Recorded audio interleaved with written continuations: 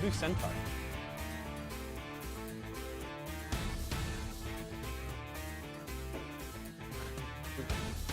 The Spanish or Brazilian game. Hey, you should hit up Dom in there and see if he still has 2 faces. Oh, everyone can hear me on Twitch. Okay, well in that case, I'll make sure I watch what I say now. Hello, Internet.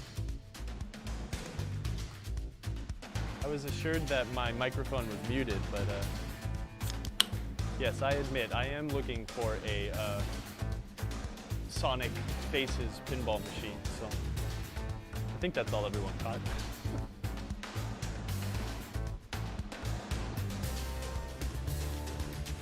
Okay, I'm hydrating. This is an awkward setup because I've got too much stuff in the studio area, the shooting area of this building. I can read the chat. It's Dig 71.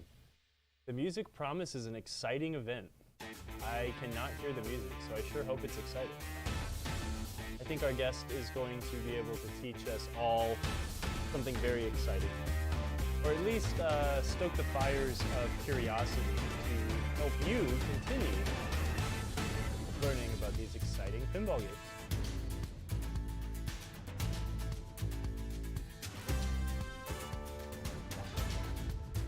Maybe.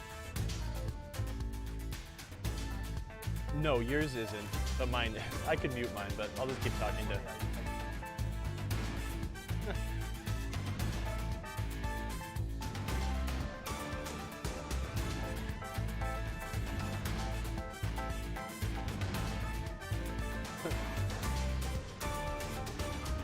Ooh, Mephisto.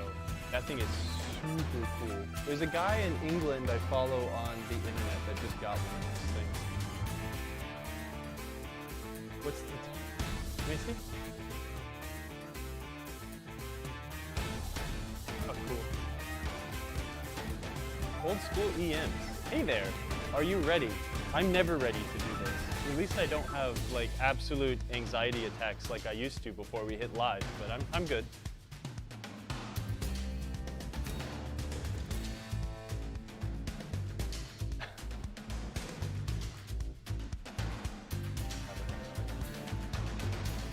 We're ready. So, yep, I've been talking to everyone. Don't worry, I don't think I said anything bad. Let's start the show, come on.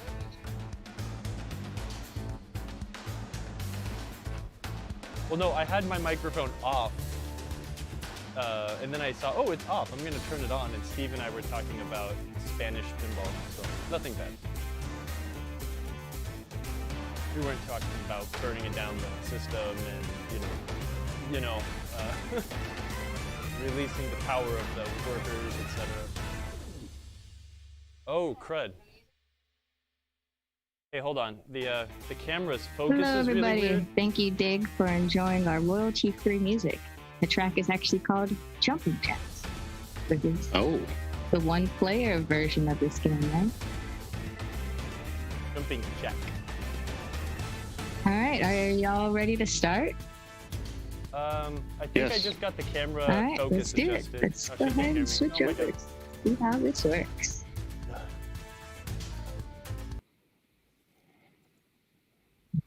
Oh, layers. Oh, layers. What's lame? Hello, everybody.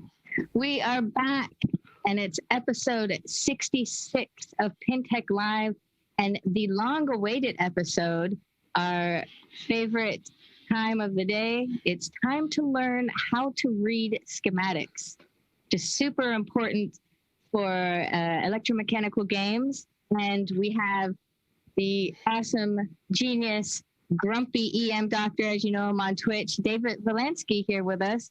Oh no, I have to change your lower third. I was gonna say you got my name spelled wrong. That's crazy because I spelled it right and everything else. I know you did. So it's just one of those days. So we are prepping for Southern Fried Gaming Expo, which is coming up next weekend. So when we do PinTech Live next week, y'all, it'll be watching us set up a bunch of truss and a bunch of Stern games over in Atlanta, Georgia. And hopefully we'll see some of y'all there. It should be a really good show. We're really excited for it. So without further ado, I'd like to introduce David Volansky. I'm going to work on fixing your lower third. And Kyle, how's it going? It's good. Everything's great. We're here on Thursday with Pinball. And David, welcome to the show, finally. Thanks for having me. No problem. This has been a long time coming. Only a few reschedulings here and there, but, better late than never. We probably started talking about it in March, scheduled it in May, couldn't, then I had a conflict come up, and, well, finally here we are. Well, I'm glad, because we've got like half story time, half something to learn here, which is going to be really cool. I met David through the Pacific Pinball Museum in Alameda, California. Once it is safe and comfortable to do so, everyone really does need to take a pilgrimage out there because it is the truest and the best pinball museum in the country. You heard that here first. But no, it's a really wonderful place, and David is one of the stewards of the amazing stuff that goes on there. David, what got you into pinball? Well, I played pinball as a kid. We would go on vacation each year to a place outside of San Francisco, Russian River up in Guerneville. And it was kind of a vacation. It was a common vacation destination for a lot of people in San Francisco. And we started staying at a place that had like a rec room with a pool table or something like that. And they had pinball machines. And I just took to it. I remember very dangerously standing on a metal folding chair because I was like a little kid, and I'm playing pinball, and I would save my dimes or nickels all year so that I could do this. And, at some point I would find other games I could play closer to home. I went to like some sketchy places. It was kind of odd that I got away with that, but I didn't do a lot of it. It was mostly a kind of a vacation thing. Always wanted to own a pinball machine. It was just not going to happen. And then in 1980, one of the arcades in the area, it was actually Pier 39, if people know the Fisherman's Wharf area. So Pier 39 decided to, I guess, go all video games or something like that. And a favorite title, Sinbad, went up for sale, and I bought it. And I still own that game. So I owned one game from 1980 until 2009. I owned two games for a very short period of time, and then I owned too many games, like most people. So, or like most people that own games. I don't know. I mean, I tell people a lot to be very careful when you buy your second game, because I know a lot of people with one game, and I know people with multiple games. I know very few people who stop at two. Yep. Yeah, that is a mantra that I think I've passed around a few times also. It's very true. Yeah. So you got to be very careful. Once you buy that second game, you might be getting yourself into something. But so, I played games, when I got this game in 1980, I didn't know anything about fixing it. Every now and then I would have to open up the back and reattach some connectors. I lived out near the ocean, so there was a corrosion problem with the edge connectors. Somehow, as a kid, I was a teenager. Somehow, as a kid, I replaced the drop targets in that Sinbad, and I can't remember doing it. This is not like a simple thing to do, and I did it. So I must have had some aptitude then, but I really wasn't diving in. Then, years go by. I would play pinball every now and then. I really wasn't into it. A friend of mine in 2008 calls me and says, "Hey, there's this show up in Marin." And that's what I had heard of the Pacific Pinball Museum before, but this was their second annual big expo. And I showed up on the Sunday, and I was just blown away. There were so many people still into pinball, so many games. It hadn't sort of sunk into me about electronic games versus electromechanical as much, but and then they also had these lectures, and I was just so taken by the lectures. I was way more into that than even just going out and playing. And the the following year, I blocked out my whole weekend so I could be there for 3 days. And I think it was in 2010, I'm finally volunteering, and I tell the volunteer coordinator, I wish I could fix them, but I guess I'll do whatever you need me to do. And I would like walk around and make sure the doors were closed, stuff like that. So it was in 2010 that I knew I wanted to learn how to fix them. And it really had kind of sparked this interest. And it was probably more in 2011 or 12 that I was finally able to convince people at the Pacific Pinball Museum to kind of take me in and help me kind of learn this. It's still kind of a challenge to figure out what to do with people who are interested in learning pinball, but I was very persistent. I got in there. I was learning some there. I learned a lot online. Thank you, Clay Harrell, for pinrepair.com. It's an invaluable resource. There are more things online now than there were then. But reading through that at the Pinball Museum, I also knew some collectors in the area that had EM collections that needed work, and I would learn on their games. And it was probably in 2012 or 2013 that I bought my own first deep EM project. And that was a great learning experience, kind of going through a game. I need to go through, it's been a long time. It's kind of buried in my garage, but I need to go through it again because I've learned so much since then. I didn't do it right the first time. What game was that? So Space Mission? That's Target Alpha. Target Alpha. And so, I guess part of what I wanted to be able to convey in my own background as people are here kind of learn about schematics and learn more about EMs is, in spite of the gray in my beard, I'm in my 50s. I did not fix these games when they were new and in arcades. This is a relatively recent development that I've learned how to do this. And, I do some work on solid state games, but I'm really at home with electromechanical. I finally have worked on them enough that I kind of understand intrinsically how they work.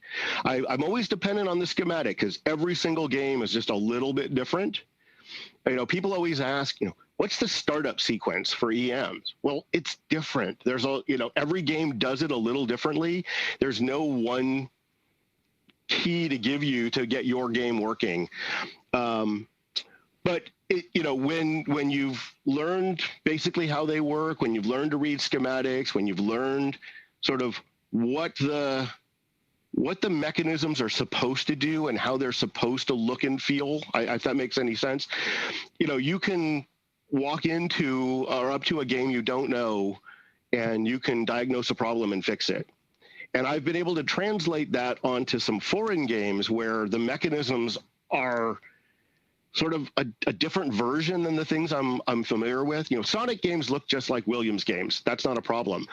But I've worked on like a Playmatic game or a Racel game, and they've sort of copied the others, but not with interchangeable parts.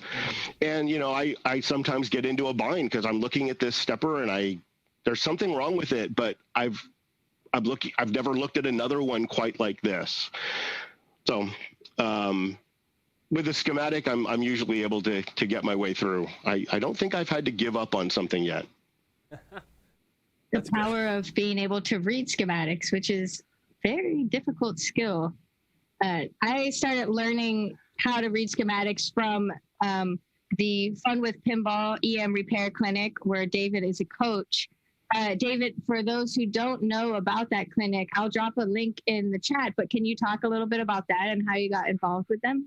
Yeah, so when I met Kyle, we were working on this show called Shoot the Moon. It was sort of not an annual follow-up to the Pacific Pinball Museum's big shows, but we had a new space. We had space to do a show. We set up a show and we did a show there. So that was part of where I met Kyle.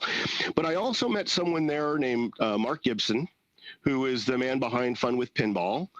And he, in addition to everything else he does, I mean, I'm not going to try and get into all of it. I'll miss too many things. He has this transportable set of exhibits showing components of electromechanical pinball machines sort of taken out of the game. And he's got buttons where you can sort of run them by hand. You can watch what's going on.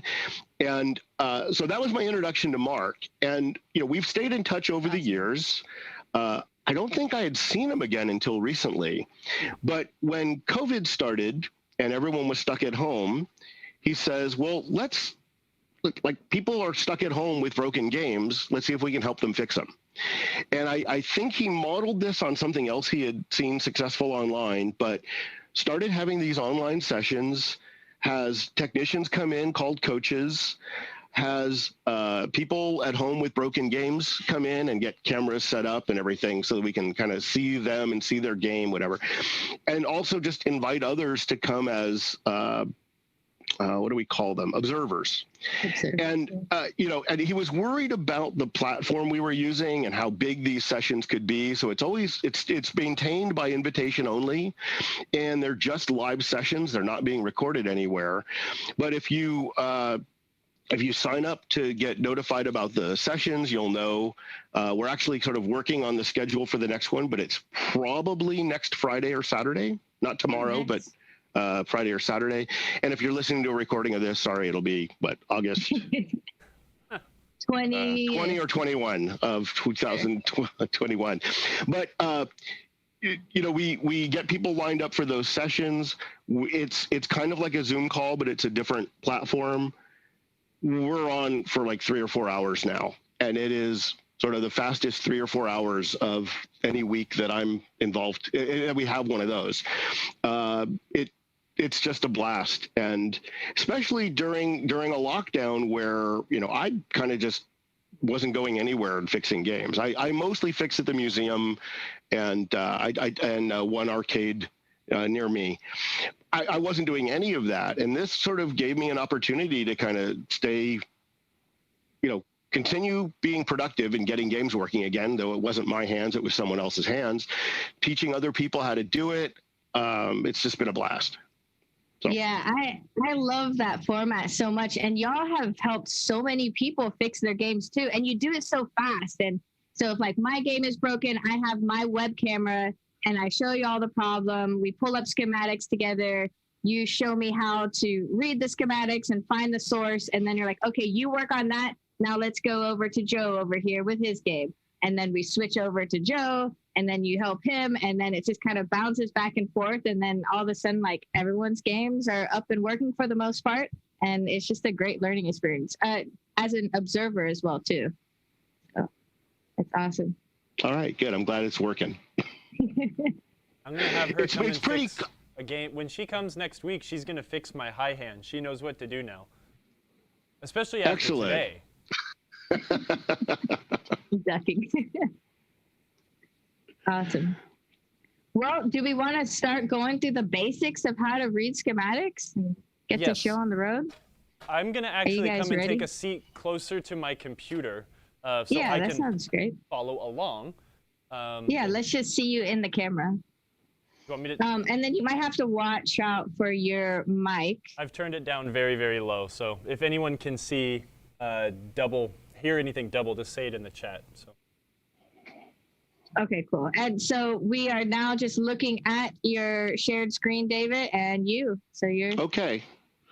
And I by the way, for people posting in the chat, I am able to see the chat, so I see the forehead cam comments and. No, that was because Kyle bend it over to adjust. Oh, was that Kyle? Oh, I thought it was my forever forehead. No. He I think his Discord keeps going off on his computer, and he wanted to check to see where. I also have a forever forehead, so I understand. Does my hair look okay? This is what I was going to check. All right. You look great. All right, thanks. Your beard is epic too, by the way. Thank you. I saw that comment come through. Nice. Hey, so.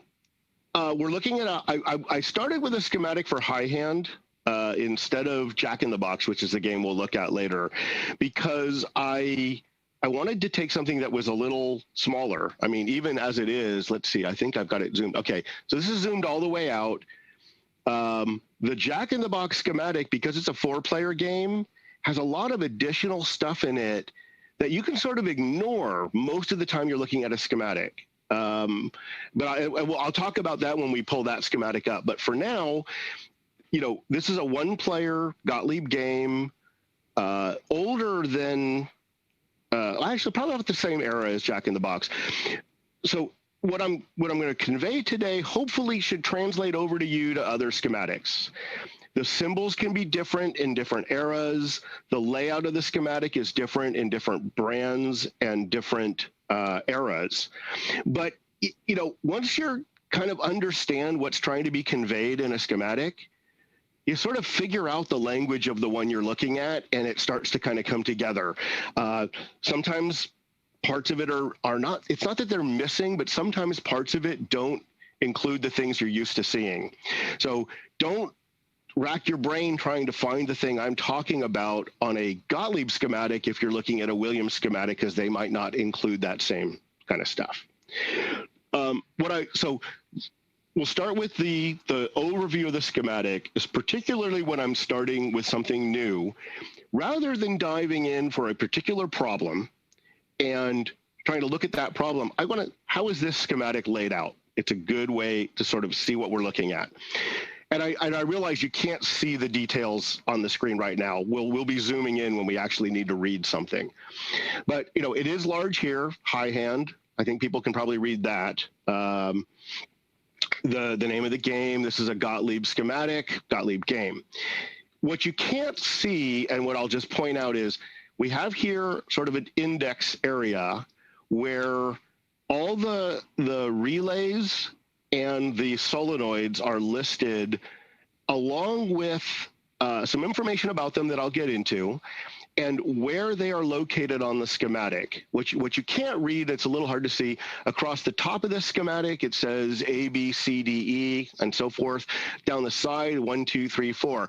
So when we look more closely at the index, and it gives us a location, it'll say something like 3A, and it means go, it's somewhere in the A column. In the 3 number, we're going to look sort of in this region. That's part of the layout of a schematic. So we have the index here, and again, I'll zoom in and we'll look more at it. This is information all about the score motor. And we'll zoom in and talk a little bit about that, but we're going to try and limit the time here. Also get Jack in the Box fixed, but I could probably talk for an hour about just this motor information that's down here. And then we get to this wiring part of the schematic, and recognize that while wiring diagrams do exist, and I've had to fix some games that are older where there's a wiring diagram, this is different than a wiring diagram. This is a logical diagram of how the machine is wired up. So the switches that are involved in making a circuit are correct, but every connector between them, like the Jones plugs that go between the bottom board and the playfield and the head, the Jones plugs don't appear on the schematic, and sometimes they're the source of your problem. You have a bad connection or something. So you have to keep that in mind as you're reading through the schematic. But it's a logical diagram of how the game works, not a physical diagram. Keep that in mind. It matters sometimes. The other part of the orientation I give myself is I'm looking for sort of what parts of the schematic are laid out where. And again, I'll zoom in for you to be able to see it, but this is the transformer. It's converting the wall voltage, which is shown right here, which is 110 volts, and there's some things in this game in high hand that work at 110 volts. It gets to the transformer and converts it to 6 volts and 24 volts, where what we see here on the right side is the 24 volt circuit, which is the voltage used for all the relays and solenoid coils.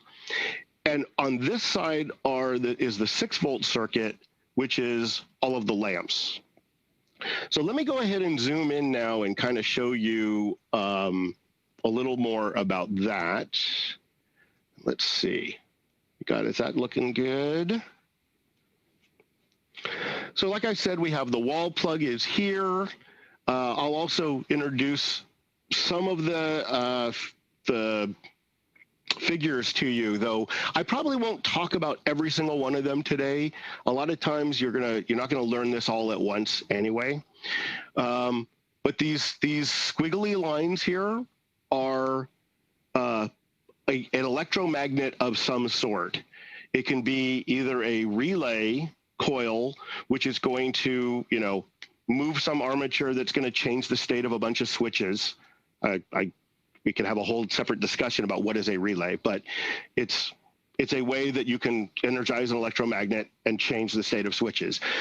Or it could be a solenoid, like a flipper has a solenoid. It pulls a plunger in and causes some mechanical action to take place. And actually, a bit of trivia, most people don't recognize this when you're looking at a Gottlieb schematic. If you're looking at a relay coil, the squigglies come in from the top. They loop down from the top. And on a solenoid coil, they loop from the bottom. Huh. I didn't even notice that for years of reading these, and then someone pointed it out, and I'm like, oh my God, look at that. That's funny. Also, here we've got the transformer, which it's drawn as a bunch of coil-looking things. The way a transformer works, it is a bunch of windings of wire. So it makes sense that they show it that way. This is not a bunch of coils. This is what a transformer looks like on your schematic. Another notation here are these little sort of sets of vertical lines with or without a horizontal line through them. These are switches. So it's some set of metal that are brought into contact or they come back apart. If it has a little line in it, it's a switch that's normally closed. If it has if it doesn't have the line in it, it's normally open. The concept of normally is a little weird. People ask sort of, what is the state of the schematic? And let's see, does this one actually document it?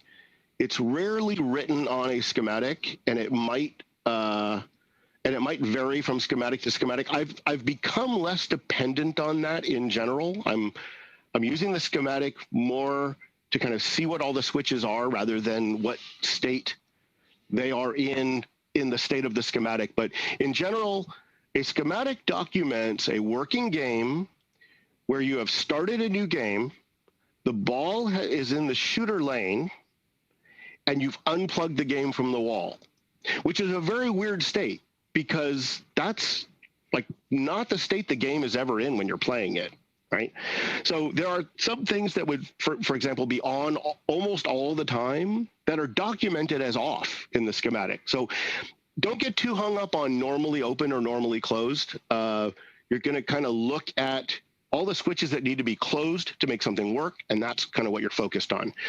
All right, let me cover a few other pieces here. Let's see.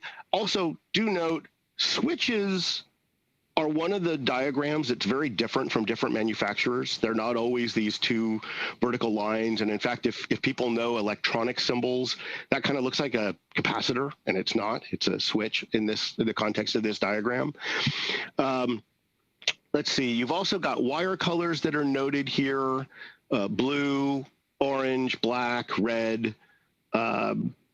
There is a part of the index that makes sure you know how those abbreviations work.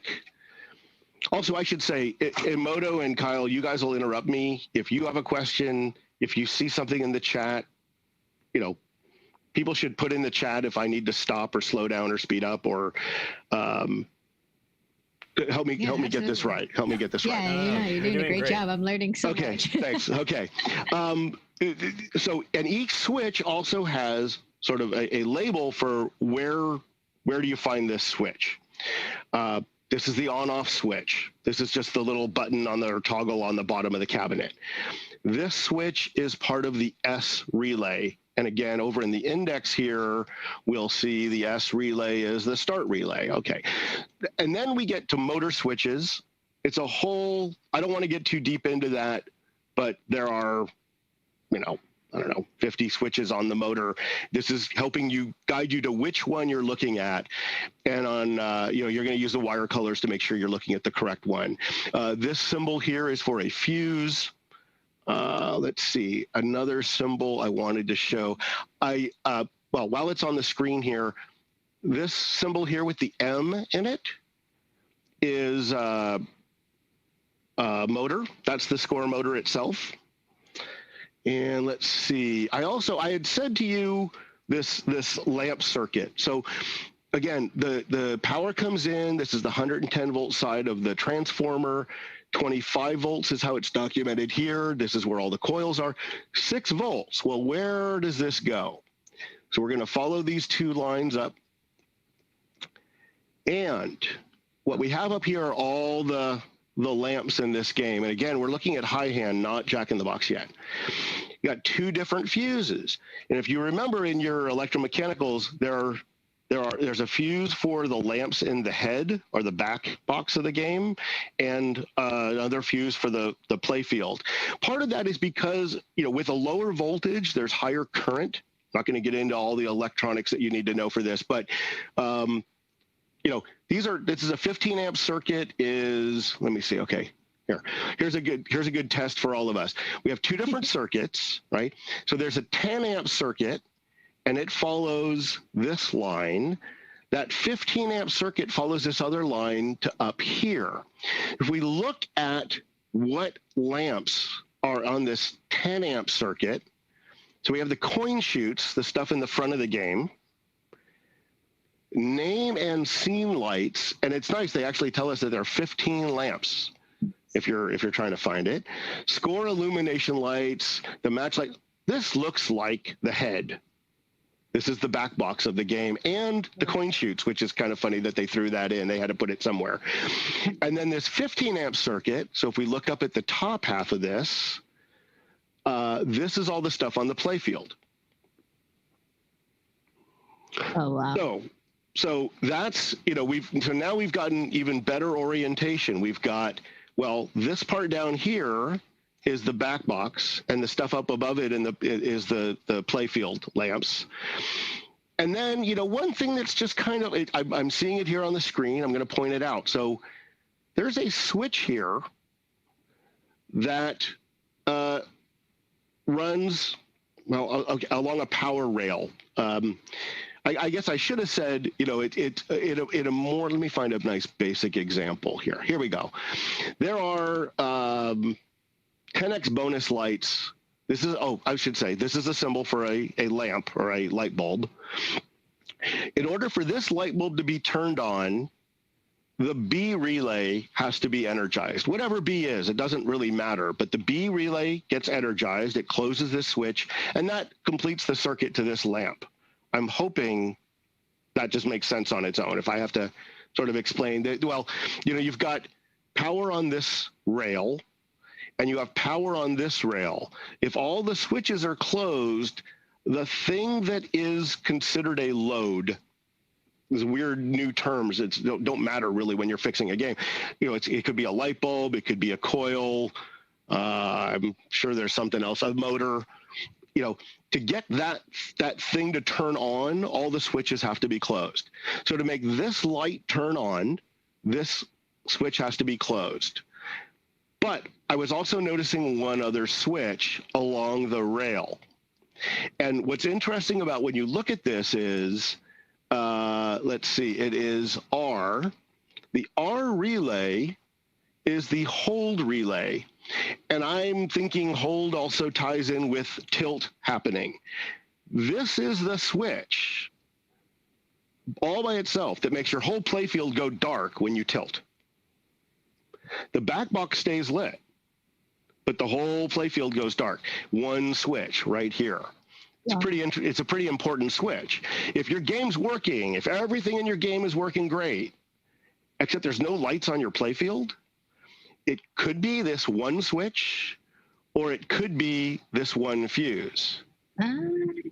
It is not because all of these switches are failing. Like, that just doesn't happen. It's usually one thing that's failed, right? Okay, so that tells us a little bit about lamps and how a circuit works. We do have a question about the lamp icons. Okay. Obi asked, what's the deal with the lamp icons above being turned on its side? Does that indicate anything in particular? No, I think they were just trying to, it made it easier to draw the diagram. I've never even noticed that before. No, I don't think that has any importance at all. And in fact, it's kind of funny. First of all, you can see these lights are on all the time as long as the hold relay is on, that R switch down below. And though they say the playboard illumination lights, we call this general illumination as well, or GI, and it says there's 14 of them. They don't even draw all 14, but they do draw a lot of them, so you know there's a lot of them. They don't always do that. Sometimes on switches, they'll say, you know, this switch needs to be closed, and by the way, there's 14 of them, or something like that. And I once got tripped up because it was a reset. It was a part of a reset for a game, and they had drum reels, or the way they were referring to score reels, they call them drums sometime. And it said, I gotta come up with a number here, 17. Okay. I was ignoring that 17 because I already know what that means. That's all the score reels have to be at 0. And I had checked every score reel till I was blue in the face. I couldn't figure out what was wrong. And finally I noticed 17. There's only 16 score reels. What's going on? And it turned out there was a score reel mounted under the playfield that was a stepper keeping track of something that also had to be reset. That was the thing that was failing. And it was just that little number 17 that was sort of the hint that it's not just the 16 score reels in the head you're looking at.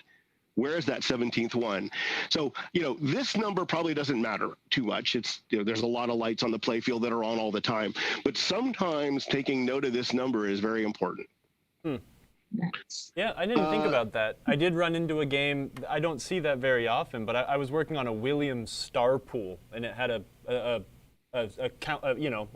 score reel underneath the playfield to work as a 10-step stepper. I thought that was funny. I don't.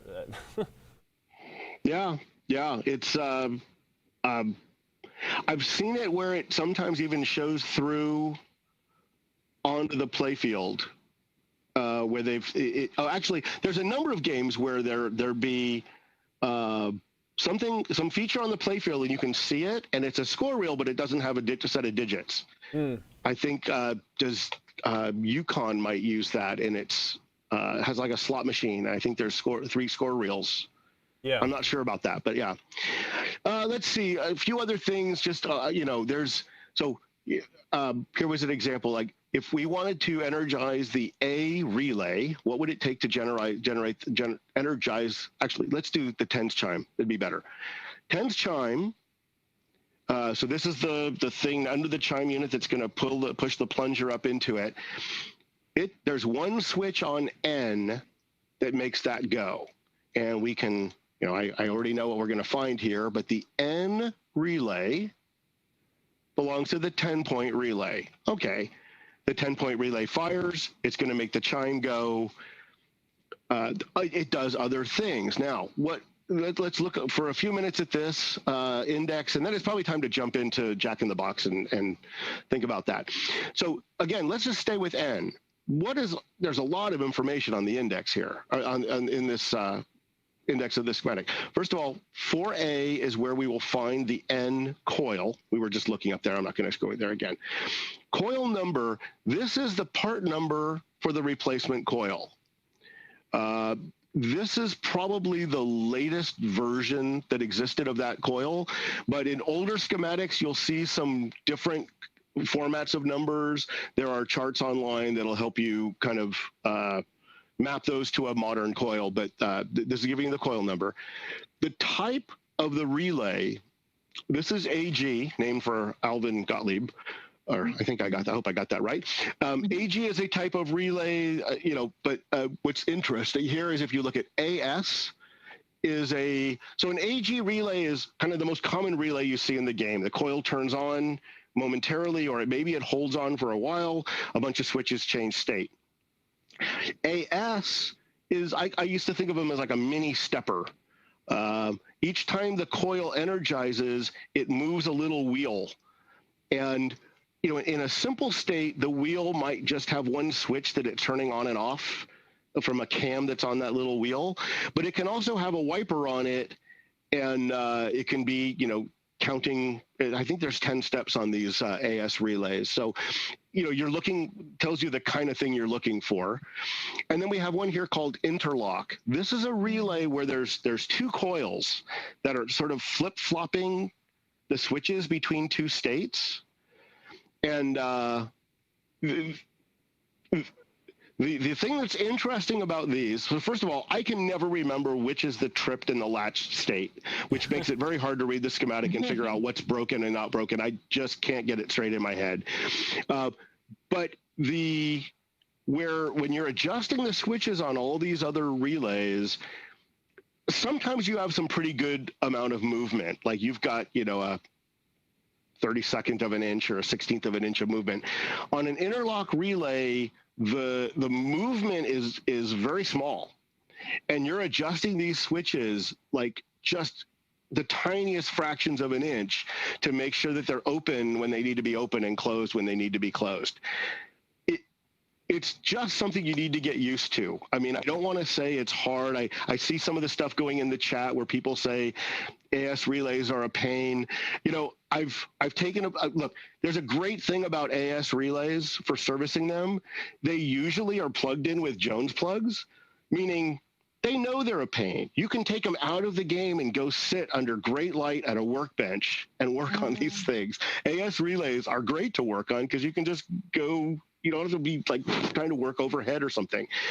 There are a lot of adjustments in an AS relay, and I will warn you, like, don't mess with them unless it's really not working, and you may never get it working. And you probably will. It's going to take a long time, but the adjustments of that thing, I haven't found a great document for how it's supposed to work. I've had to adjust some of them, but unless it's really not working, you're going to take the wiper off, you're going to take the wiper plate off, you can clean a lot of stuff, but when you get much deeper than that and limiters are starting to move around, it will be very hard to get it all nice and working great again. You will get it working great again. I didn't mean to sound negative earlier, but you've gone into a whole new level of mechanical repair when you start messing with the limiters on particularly AS relays, but even on just a regular stepper unit, I almost never mess with the limiters, because unless someone really messed with it before, the factory had it right 50, 60 years ago, and just leave it there. Yeah, Chris always taught me to also only take one side apart at a time. And I don't know why he stressed that, but I have never broken that rule, and I've had good success in servicing those things. So. Yeah, I mean, I've had to break it all the way down, and I've had to mess with the limiters, but it certainly wasn't something I did early. It wasn't something I successfully did early. I'm pretty sure I took some apart and maybe had to go to Chris and go, I can't get it working again. Let's see, and then the interlock relay, it's something where everyone talks about how hard it is to do, and I will say there are smaller tolerances, but it's just a bunch of switches that need to be adjusted. This is not insurmountable, but yeah, you're going to use your switch adjuster. You're going to do tiny little adjustments. You're going to be checking it back and forth a lot of times, visually trying to get it just right. But it's totally doable. I'm adjusting stuff in interlock relays a lot. It's not worth being intimidated by that.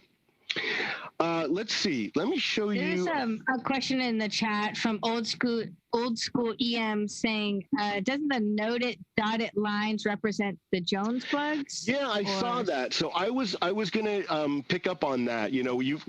Here's one example. Oh, okay. I see. This is this is an interesting example.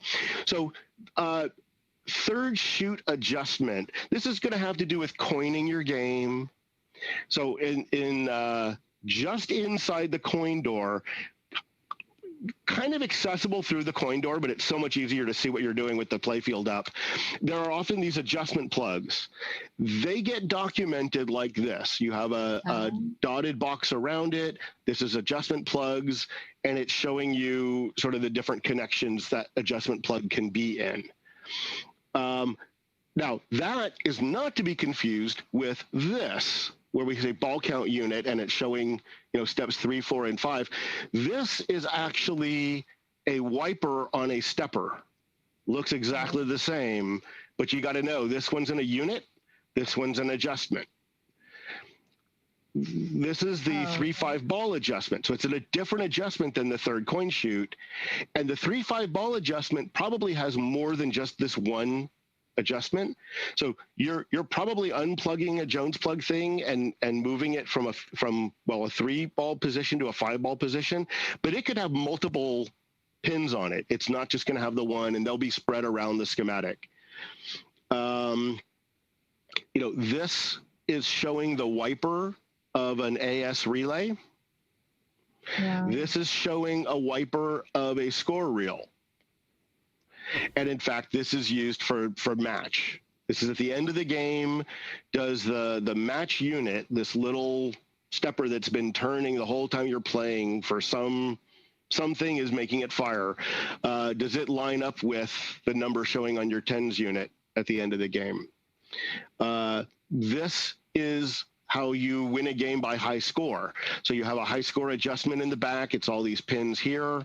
You have the 10,000 reel. You have the 1,000 reel. This is kind of, it's not the most challenging part of the schematic to read, but it's a little more advanced than, where I wanted you to say, look, to make the tens chime, coil, fire, you need to close this switch. It's a very simple case of what you're trying to do. You connect the left line to the right line, and if they can connect, it goes. That's the best way to put it. Yeah, that's all you're really looking at. So, left kicking rubber, we call this a slingshot now. They show 2 switches. They're actually both in there. If you look at your slingshots, there tend to be 2 switches that stick up through the play field with a kicker in between them. If either of those switches gets closed, the kicker will go, right? There's a special way they draw a flipper with its end of stroke switch and sort of showing two-ish coils. Again, whole separate lecture for flippers and end of stroke switches. And then the one other thing I wanted to show, just like that R switch on what I call the power rail for the lamp, there are switches on the power rail on the coil side, and it separates. So here's like that same hold relay. So everything below this works even if you've tilted or before you've started a game, and it tends to be things like if you tilt, the pop bumpers stop popping, but the saucers that can catch the ball still need to kick the ball out.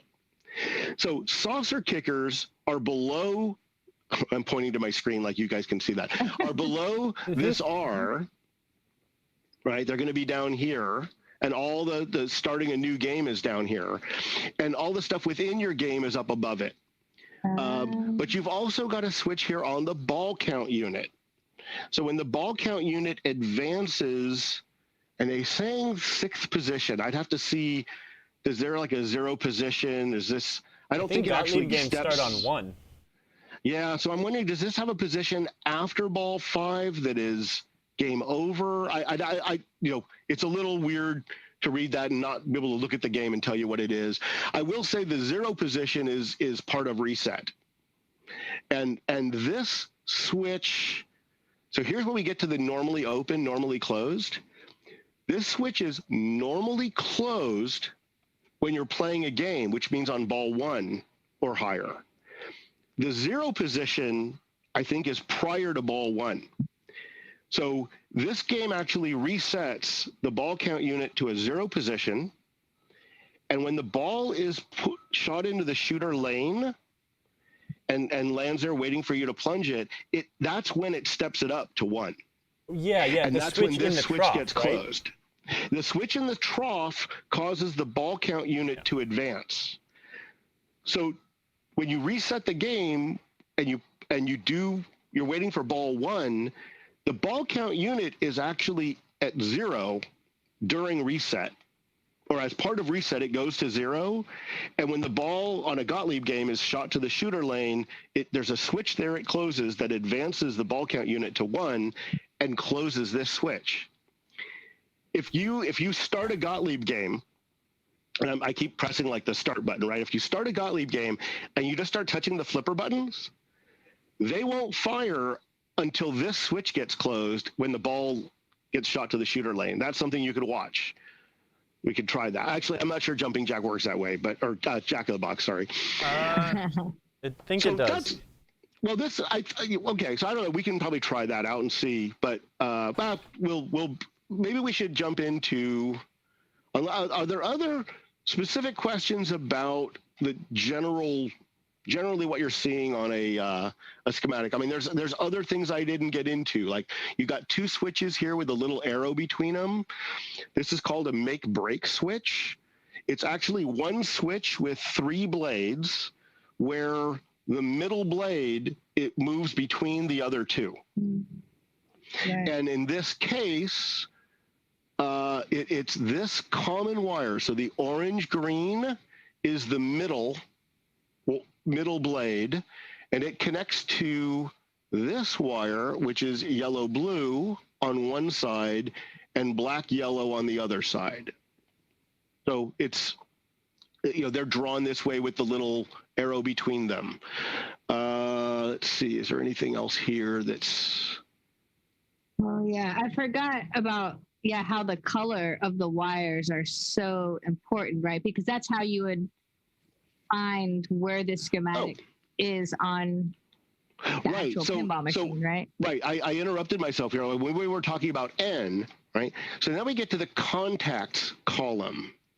I didn't learn what this column was for several years, but for when I was reading schematics.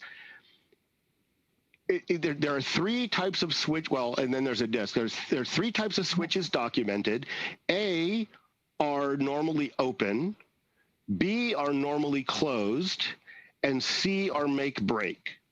And for here, normally actually refers to if the relay is at rest, normally open switches are open.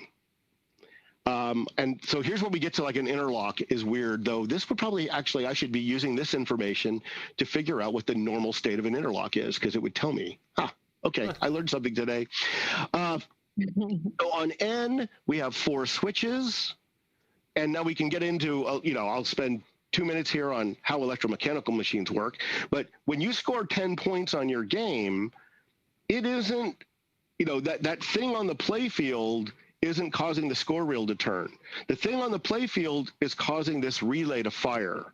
The 4 switches on this relay have to do the following things. One of them makes the score reel turn. One of them makes the chime sound. One of them attempts to advance the next higher digit, the hundreds reel, if 9 is showing on the tens reel. Okay, so it actually goes through the switch that closes on 9, attempting to score 100. And then there's this 4th one, which is used to lock the relay on until the score reel has completely pulled in its plunger. And then the relay can let go and your score reel advances and all this other stuff happens. So those 4 switches play that function. I know that for that relay, and it would help me find them on the schematic. But the one thing that is woefully missing from schematics that I sometimes need is, okay, the 10-point relay has 4 switches. Where are they on the schematic? Right. You're doing a lot of scanning up and down looking for them. And again, it's like for these 4, I know what they do. I can go find them pretty easily. But, it's particularly in a game I'm not familiar with. But Heart Sequence Completed has 3 normally open and 1 make break. I have no idea where to look. Now, I probably got some in the lamp circuit. And so remember, the lamp circuit's quite a bit smaller. So if you're really trying to track down these switches, start in the lamp circuit, because you're probably going to find 2 or 3 of them right there, and you're done. Now you're looking through the other stuff. reasons to be looking for it are a little weird. Using this, so we're going to get into Jack in the Box pretty soon, but I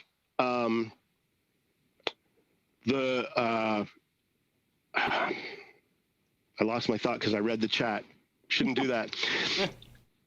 Schematics work. So when your game is failing in a way where it's not doing something, the schematic is very helpful because, first of all, you sometimes have to use the schematic to figure out what is supposed to be happening. But if you know what's supposed to be happening, you can use the schematic to look at all the switches that should make that happen. And then you check out those switches and why isn't it happening?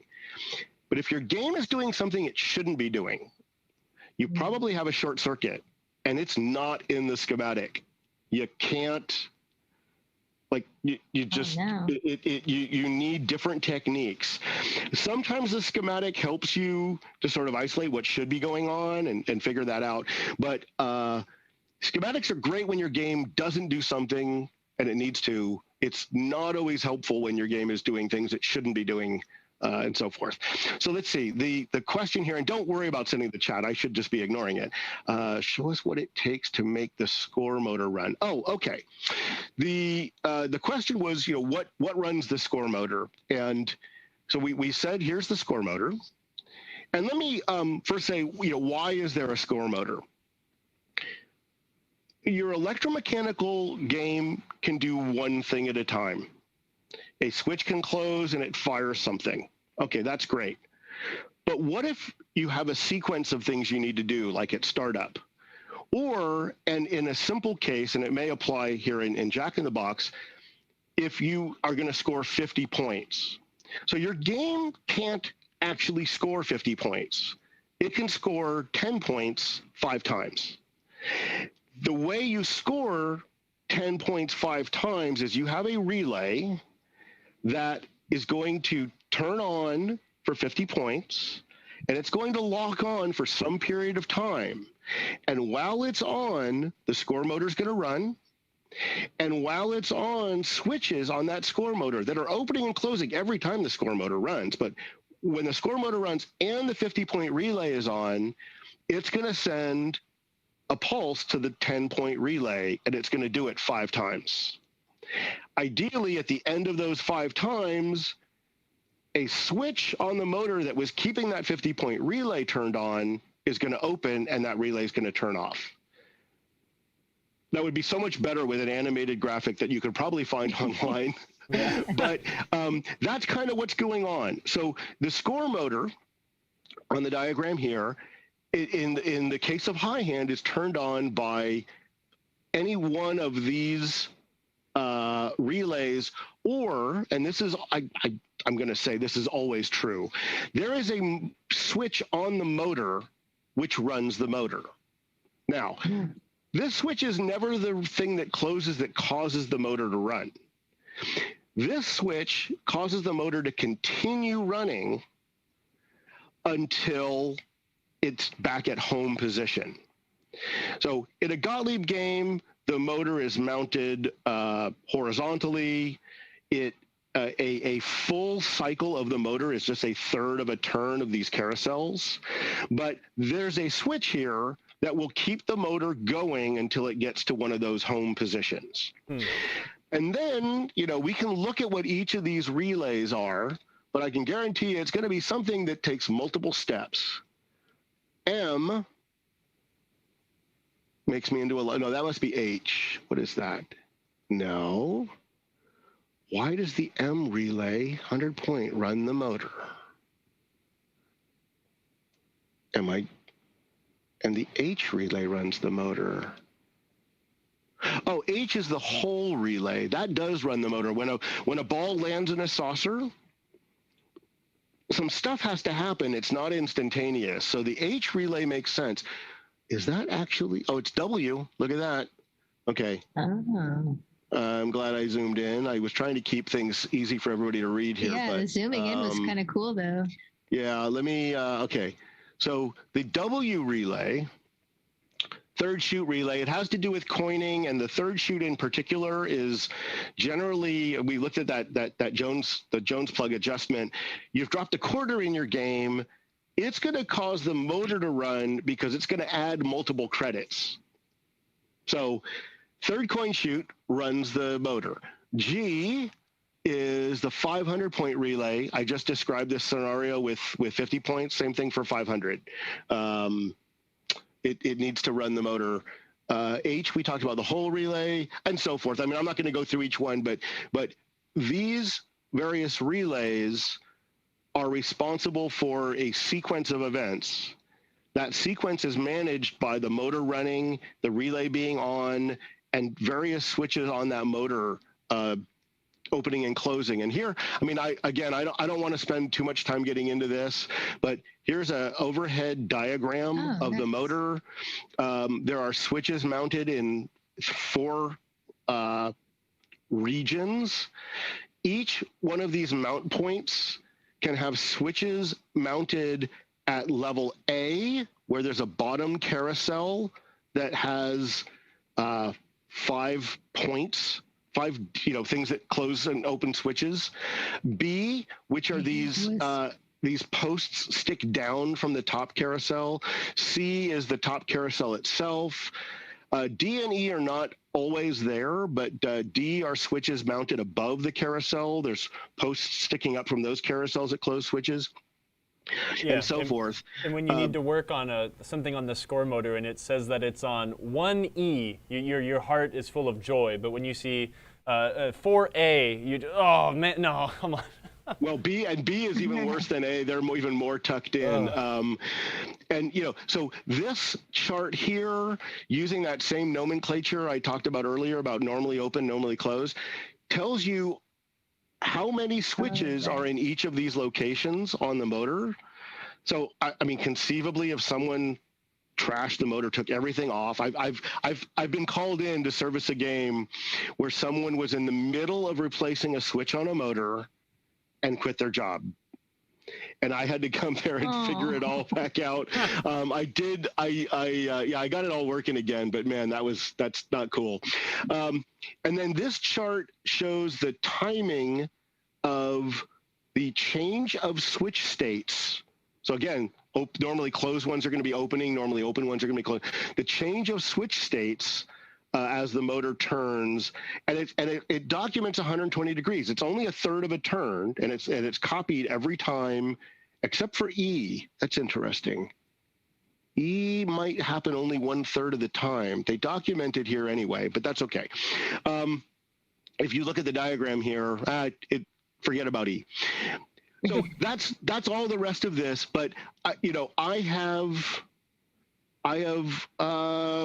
once recently, and I'm sure in the past, actually used this motor timing thing to figure out what was wrong with a game. Like all the relays that should fire were firing, but one of them was, I think, dropping out too early, which was, it's such a bizarre, weird thing to be able to diagnose. I was very excited when I got to it. I was actually helping out someone who is often in the audience for these, so I don't know if he's here today. I haven't noticed a post from him, but yeah, that was. I mean, I was really satisfied when I figured that out. I mean, he was working with me in like a chat session kind of thing, and that was it. So I mean, when I first started reading schematics, it was all about, how do you get this coil to fire? And I hope it's just like a simple switch and not even a motor switch, because I wasn't even finding those. And as I learned more and more about what's in the schematic, everything here was so useful. I use it all now at times. Okay, hey, let's fix a pinball machine. Can we answer a few questions we had in the chat? I'm just scrolling up. So Dwayne Smith asked, did Gottlieb EMs have a switch to indicate the coin door open? And if so, is that on the schematic? They did not, that I know of. Most of the ones I work on do not have a switch for the coin door being opened or closed. I think I've seen people modify that before. I've seen like interlock switches that people have modified into games before, but I've never seen that. I don't think that's factory. Right, I've seen it added. not specific to Gottlieb. I mean, I have a game from the museum. So a game that was donated to the Pinball Museum in Alameda, Pacific Pinball Museum, is on location in San Francisco. And it has sort of this safety switch on the coin door that kills the power if you open the coin door. Partially because I can't troubleshoot the game in that state, and it's bugging me all the time, but also when they run tournaments there, we often have to open the game to unstick a ball or something. So we can't have the games turning off that way. I've defeated that switch. I should just rip it out, but I've just taped it up for now. But no, I can't think of an EM that had a switch like that built in for the door. Oh yeah, old school EM says my Aladdin's Castle. Oh, and it was factory. I mean, that game's late enough. Maybe they they were vendor thinking mod. about that, but Vendor mod. Gotcha. Yeah. Oh, And then just scrolling up, one more question before we move on to Jack in the Box. This was by Obi, and I'm not sure if we covered it, but Obi was asking, do the schematics guide you on the connections on the different discs that connect different spiders' functionality? So, there's does High Hand have a good example of this? So here's an example. On High Hand. This ball count unit, so the stuff in the dotted lines here is a wiper. It's not actually, Gottlieb didn't use the spiders. A spider is typically something like in a bally game, but it's the same idea here. A stepper has some contacts that are changing as the stepper moves. This is a contact that turns on the ball in play light. And this is all controlled on that wiper. And notice it starts at 0 and turns on nothing. Position 1 turns on ball 1. Position 2 turns on ball 2. Position 6 turns on the game over light. That's kind of cool. Huh. Now I'm confused because I can't think of how it advances. There must be some special way it advances other than just the trough switch, because the ball shouldn't get into the shooter lane when your game is over. So there's probably something we could find in this schematic that would answer that. But do you think it might be the game over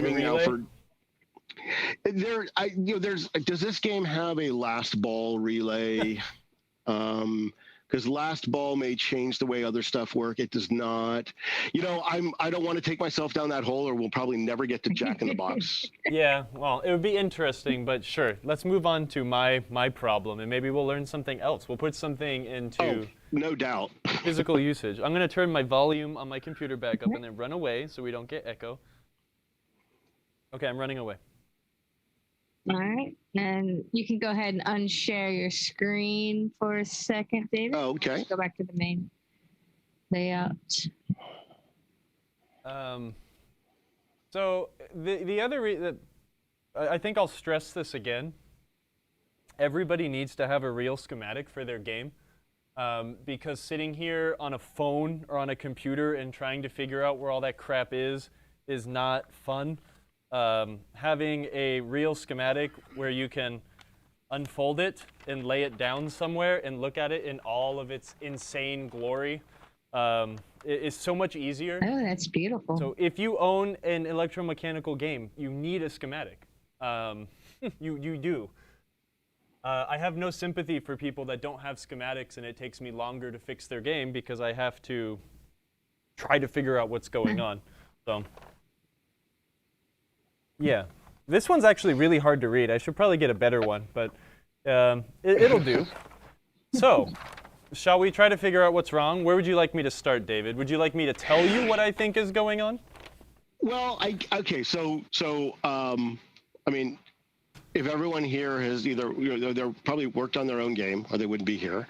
But if you're working on someone else's game, I much prefer hearing what is the game doing wrong? Like, just from a player perspective, what's not happening correct? Don't tell me what you think is broken that's causing that, because I will sometimes take the bait, and I could waste an hour or two trying to solve the thing that's not a problem. Yep. Like, just tell me what it's doing. Yes. What it is doing, getting 50 points. Sometimes it does not score 50 points correctly. Sometimes I will get 50 points. Sometimes I will not get 15 points. Sometimes I will also not hear the chime go 5 times.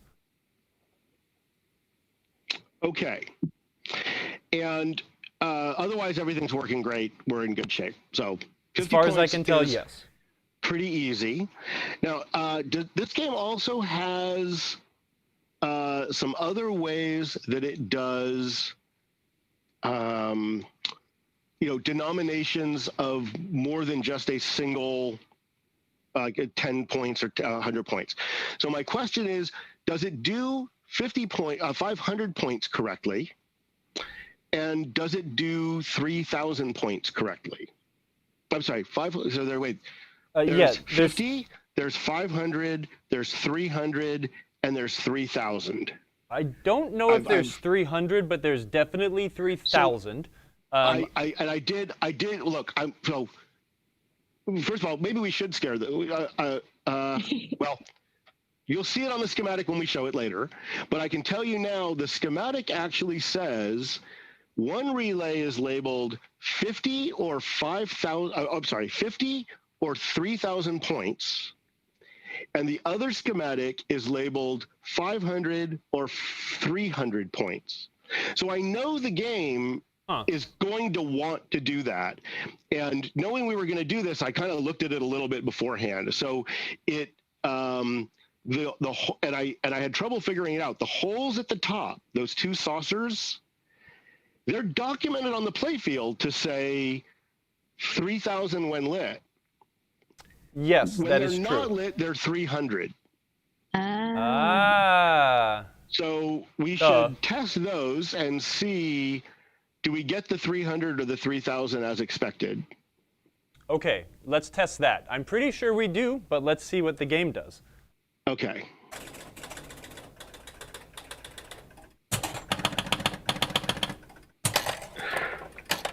I love the way that the game just hammers that bonus countdown 10 times really fast. It just sounds so good.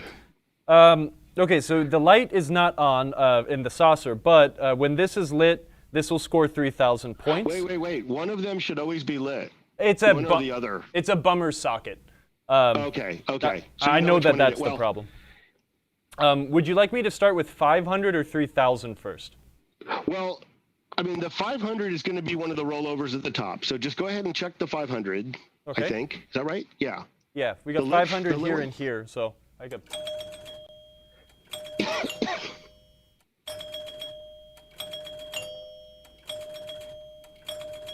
It's pretty reliable. Sounds reliable. I can't see the score reel as well, but... Yeah. Oh, yeah, I think the camera's in the perfect position on that player 1 score reel in front of it. Which one is? I can move some cameras around. No, it's okay. You just tell me what is happening. Yeah, no, we've got 3,000 points now on the dot. So 500 seems okay. So 3,000. So 500 works. Try the 3,000 and try the 300. So now we're at 6,000, 9,000, 12,000, 15,000. So that seems pretty reliable. Okay. Let's try 300. Let's see. 600, 900. Yeah, it's 200, 500. So that seems pretty good. Okay. So now the other question about the 50 points is, so you say it's inconsistent. Mm-hmm. Have you tried it on player 2, 3, and 4? That is not something I've tried yet. Oh. So the reason I'm asking that is, so the 500-point relay is going to turn on and lock on, and there's the motor's going to have 5 switches fire that's going to hit the 10-point relay, and it's going to do it 5 times. Okay. If that might all be working fine, And you could have a problem on player one because of a score reel issue with the player one score reel, where player 2, 3, and 4 are going to be just fine.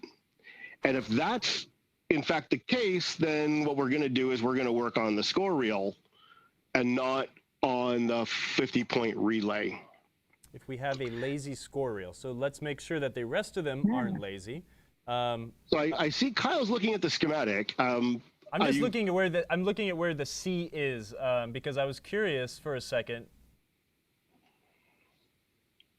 Huh. Okay. I was just curious. It's weird. I'm trying to figure out how they do 550. We can go over that later. I think I know how. But okay. I looked at that earlier, and it's kind of weird how they do the 300 and the 3000. We will talk about that before we wrap up. Okay, well let's start. It's unusual what they another do. player. Let's see if we can scoot this down into a physical issue as opposed to electrical issue. So Emoto, while Kyle tests this, I need to step away for a moment. I'm going to mute, no problem. And I'll be right back. I'm listening the whole time. I'm thinking, well, I could cheat and I could just step it up to player 2, but let's just score some points, drain the ball, counts the bonus down. We're breaking the fourth wall. Oh, wrong fourth wall. What fourth wall? Okay, there you go. So if you notice, and maybe you heard it, when it counted down the bonus, Why is it breathing? it did a few things, and then when it kicked the ball out from the out hole into the shooter lane, it crossed that switch we mentioned a few times. And that is when it stepped it up to ball 1, player 2. So something fun about Gottlieb games of this vintage is when you drain a ball, you'll hear like a unit in the back just slamming away. The way it works is there goes ball 1, player 1, ball 1, player 2, ball 1, player 3, ball 1, player 4. But if you're only playing a one-player game, it will have to step through another 3 players, dung, dung, dung, dung, to get back to player 1. Gottlieb is interesting. Anyways, let's actually do this test now. We'll confirm that on player 2, maybe we can see these score reels without glare. Actually, something, Kyle, I love what you were just talking about, but when it does those extra steps to get to skip over the players, you see their score reels light up. Ding, ding, ding, ding. Yeah. So when you're done with this and you drain the ball, everyone can watch as 3 lights up and 4 lights up and then 1 lights up and you're playing. It's so neat. I never noticed this till I was working on games. But it's so funny. It skips over them. We'll try our 500 again. 1, 2, scores okay on player 2. We'll score the 3000. That goes fine. The 300, that scores okay. Let's try to score some 50s. So, oh crap. I'll have to restart. If I get the hole, that changes the value of the drop targets to go from being, oh no it doesn't, that's the bonus, I'm sorry. It is scoring very consistently 50 points here.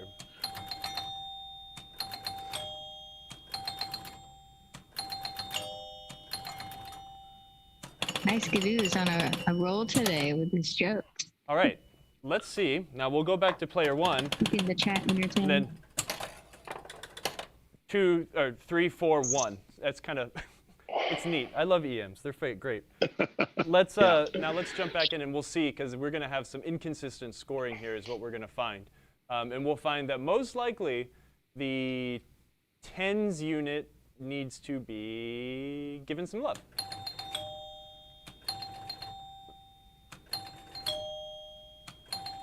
Ah, there we go. Okay, so we lost a point there. And I could hear it in the chime as well. Like it didn't do it. Now, and you touched on this also, right? Because you touched on the 4 switches that are on the 10-point relay, yeah, and right? I think earlier...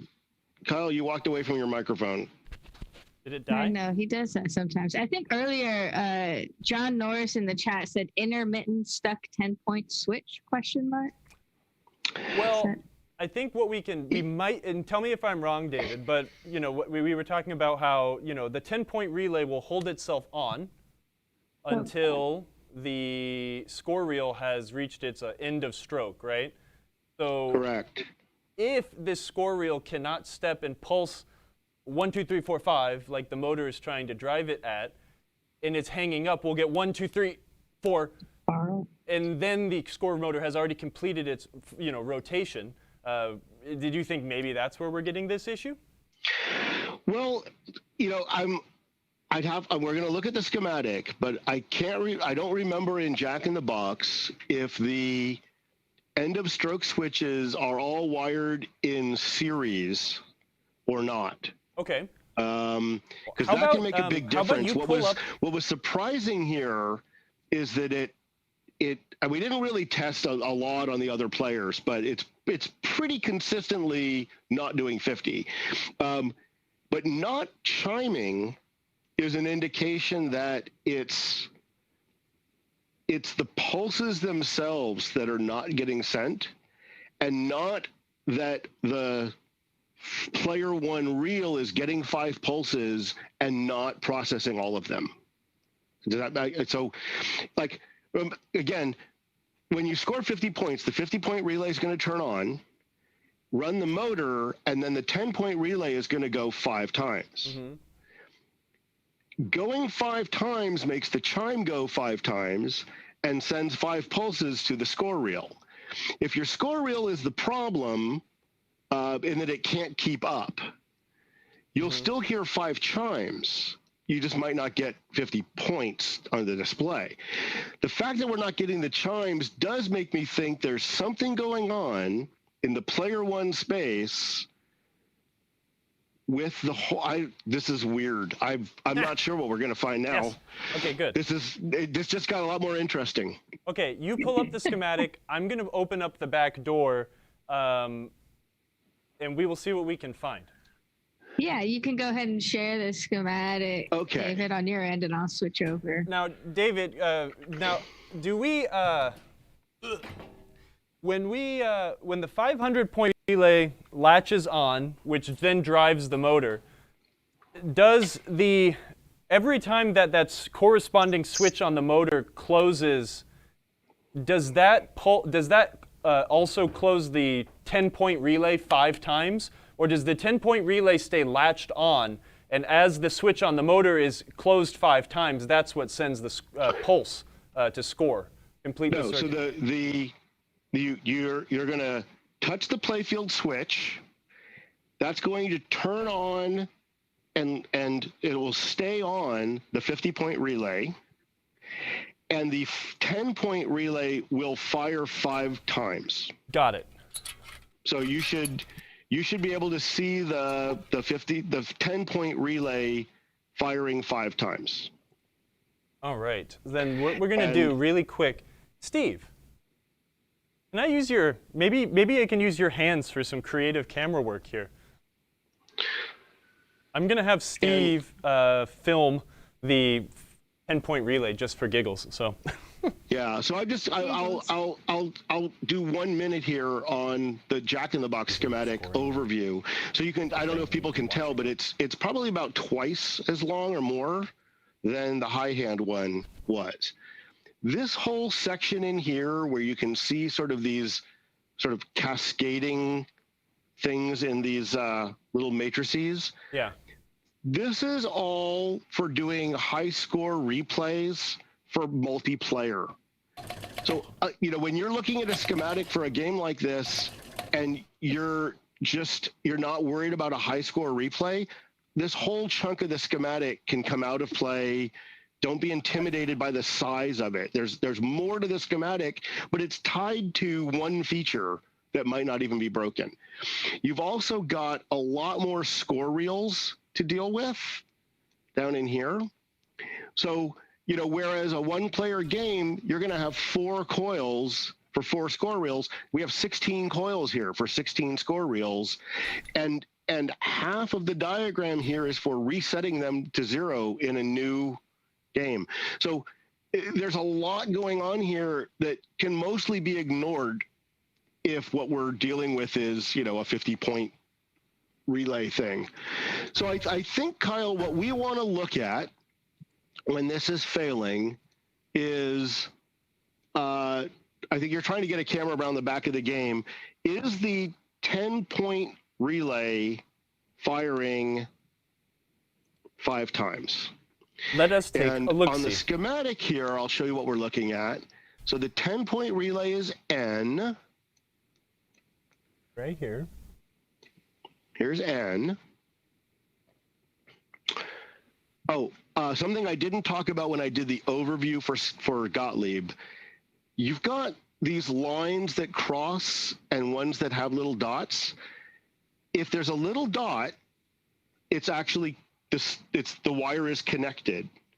If it's just a crossover, like right here where the little hand cursor is, that is not a connection. Only if there's a dot there is it actually a connection. So something to take note of for that, right, when we're reading this. Now, other manufacturers do this differently. When you get to another schematic, you may find that lines that cross are touching, and if they're not touching, they use like a little nomenclature where they like jump over the line. They have a little half circle. They'll have a line and then they'll draw a little half circle when it crosses over, meaning it's jumping over that wire. So for purposes of reading this one, the dot is connected wire. And here's N. So what's going to make N fire the 10-point relay? Well, there's 6 switches on the play field somewhere that score 10 points. Okay. This path right here is the hold switch for the relay. And remember I said when you score 10 points, there's that 4th switch. It holds the relay on, waiting for the score reel to pull its plunger back. And here we can see the 10s drum, the score reel for all 4 players are actually wired in series. So if any one of them was screwing up, it would screw up for all of them. And I say screw up. What typically happens here is the switch is not closed, like something is broken. But then we would have the same problem for every player. Not opening. Yeah, I'm not sure what we're going to find on this game. This is going to be interesting. Oh boy. I don't want to speculate too much because I'll get myself into a hole trying to talk about it. And then let's see, what have we got down here? J and I'm going to confirm here, but I think those are the relays for the left and right hole. So, okay. The ball's going in up top. Now, when do J and I hit 10 points?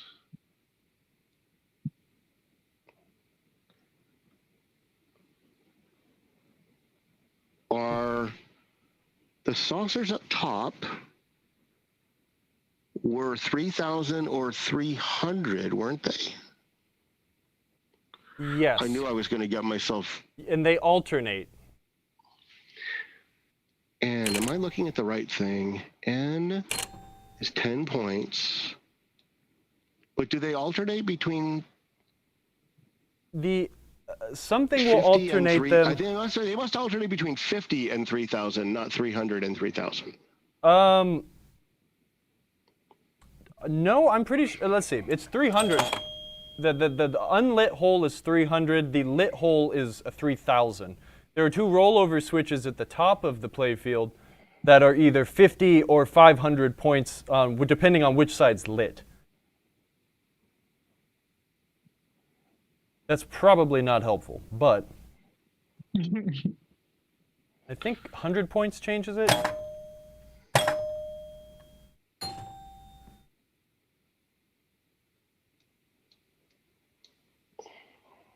That's the thing. The more complicated a game, the more players. Well, I see what's happening here.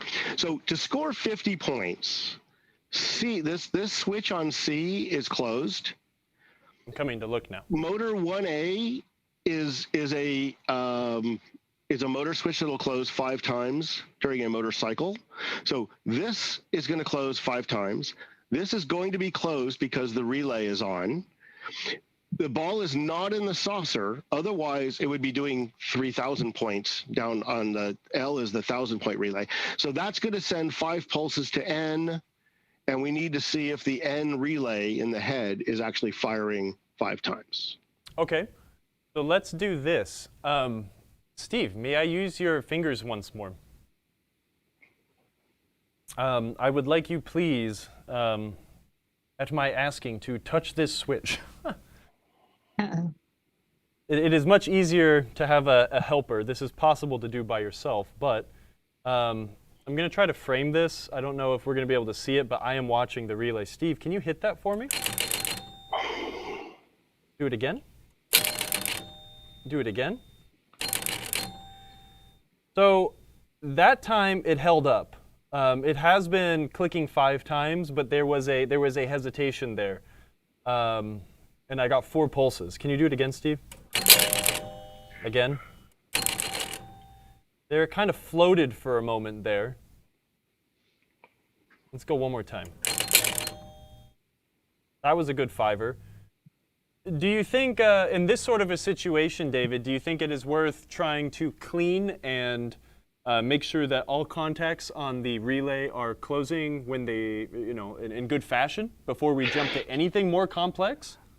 Yeah. I mean, it never hurts to just sort of do the basics. Make sure the switches are clean. I just run a file over them.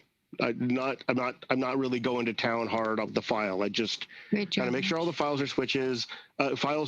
Switches are filed.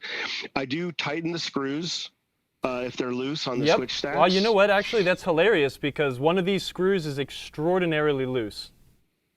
Oh, that would be very interesting. So I don't know if the camera can pick this up. I'm going to pull the handheld camera in really quick. Emoto, do you want to make his? Yeah, I'm going to switch. Yeah, I was going to switch over.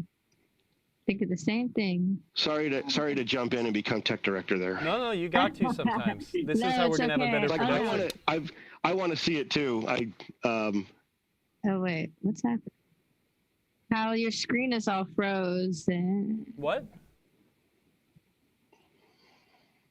And then if you could share your screen for a second. Sure. Okay, awesome. What's going on? Are we having my computer problems?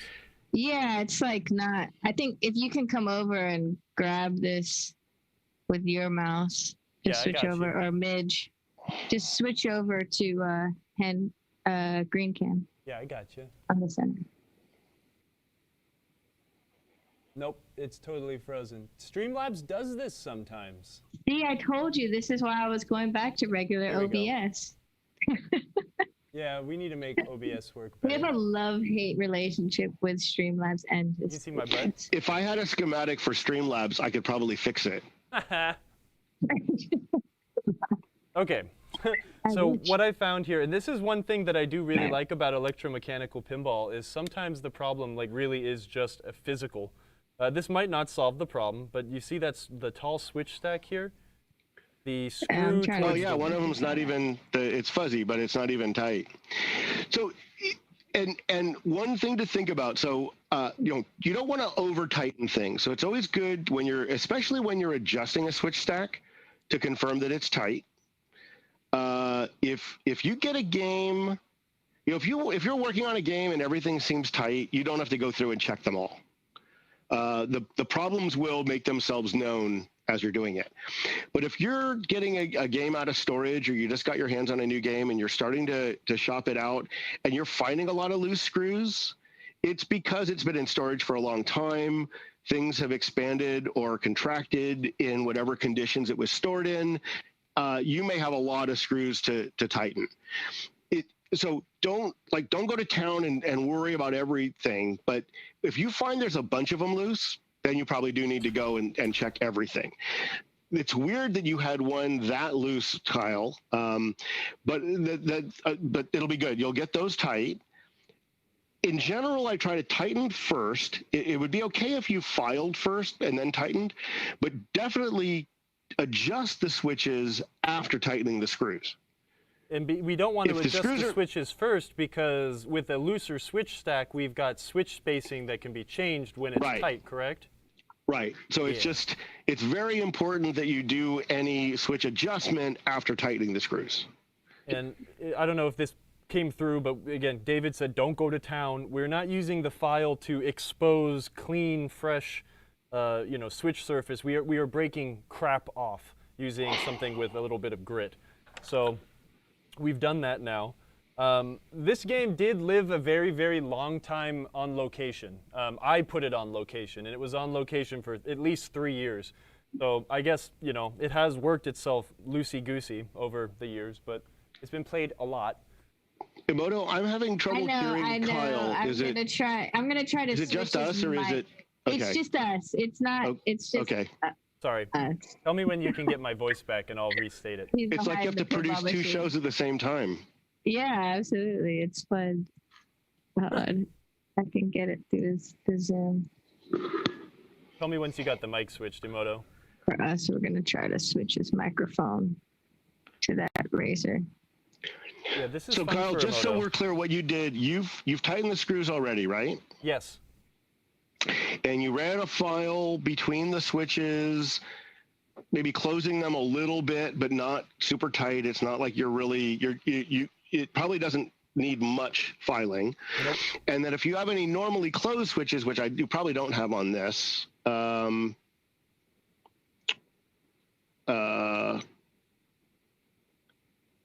These are all Yeah, I open just- switches. okay. How many are there? On this relay, there are 5 switches. We can see the ones with the big fat contacts, or I can see. These ones actually have a good amount of gap. I'm not seeing the stationary blade move very much when the relay pulls itself in, so I'm definitely going to tighten those guys up just a bit. So let me explain a little bit about what Kyle just said. When you're doing a switch adjustment, and I'll try and just use my fingers up to my camera here. Is Yeah. that visible good? Yeah. So you're going to have a long blade where there's an armature, and the armature is moving that long blade. And there's going to be a short blade next to it. And then there'll be a point where they contact, and there's contacts that are mounted there. When that long blade moves and closes that switch, you don't want it to just touch. You want it to touch and then wipe a little bit. It should be a motion like that. It's a self-cleaning mechanism, but it also ensures it's really closed well. So even if you have a normally closed switch, when you energize that, it should act like this. You should always see that short blade move. I remember when I was new to electromechanical repair, and I was looking at switches where they opened or closed, I was always trying to get good, well, you always want to have good light on it, but I would try to put something behind it so I could see, was it opened or closed or whatever. I don't even do it that way anymore. I'm now kind of putting the long blade in motion a lot, either doing the relay by hand or whatever, and I'm looking for movement and non-movement of the short blade. I want to be able to move the long blade without the short blade moving, and then I want to be able to close it and see wipe. So if I can do this, then I know it is actually open. And if I'm doing this, I know it's closed well enough, right? But if I can't do this, it's probably closed all the time, which is going to cause different kinds of problems. Like, if it needs to be open when it needs to be open, it needs to be open. Nice. From Board Dog in the chat said, can we see that relay on the schematic so we can connect the two? Yeah. So, okay. So here, let me see. I'm not sure. Yeah. I'm quickly go ahead starting and a new share and game. I'll switch over. Okay. Oh, that's a cool shot. All right, you're up. All right. So here's the thing. This relay, can we see the relay on the schematic? Yep. All of the relay is in 6 places on the schematic because it has 5 switches and the coil. So the coil is here, right? So, what turns on the N relay, which is the 10-point relay, The easy ones are these 10-point switches on the play field. This is the lock-in, which is probably not worth getting into now. And then there's kind of a little bit of confusion here, which we can just skip over. But the C relay is the 50-point relay, and the motor 1A is going to pulse 5 times. So this is actually the line that does 50 points. Where do you see that it says 50 points for that one? It doesn't. Oh, so C, if we go back down to the index here, C is 50 or 3,000 points. Ignore the 3,000 for now. The 3,000 is actually what comes into play when J or I have toggled. And now, I mean, this is kind of an interesting little cascading thing. I mean, if I is toggled, then these 5 pulses go through C and follow a different path to L. Oh my gosh. Okay, and I'll jump to the chase here. If we have time, I can show it later. That's going to do 5,000 points, but we already know it's only 3,000. It turns out this game does something I don't remember other games doing it. Instead of turning on C at the beginning of the motorcycle and getting 5 pulses, it actually delays the turning on of C until 2 of those pulses have already passed. Then it turns on C in the middle of the motorcycle. Wow. Yeah, I know. Weird. It was just like, whoa. So we'll look at that later if we have time, or maybe it'll be, we'll do another session in a few years. Yeah. But for the 50 points, it's coming in that way. Now, where is the rest of the N relay? So here is one of those 5 switches. 5 is going to throw me off just a little bit. But on the 10's chime, here's a switch that's labeled N. So there's a second one of those switches. Now, there is going to be somewhere in the schematic. So we have the add 1 10's unit. This is the coil in this. I don't know. Kyle's coming in kind of loud with the game now. I don't know if people can hear me. Sorry. I'm stopping. The 10's unit is the 10 score reel. This is player 1. So each player has theirs. The N switch is here. This is M and this is L for doing. So the N switch is here.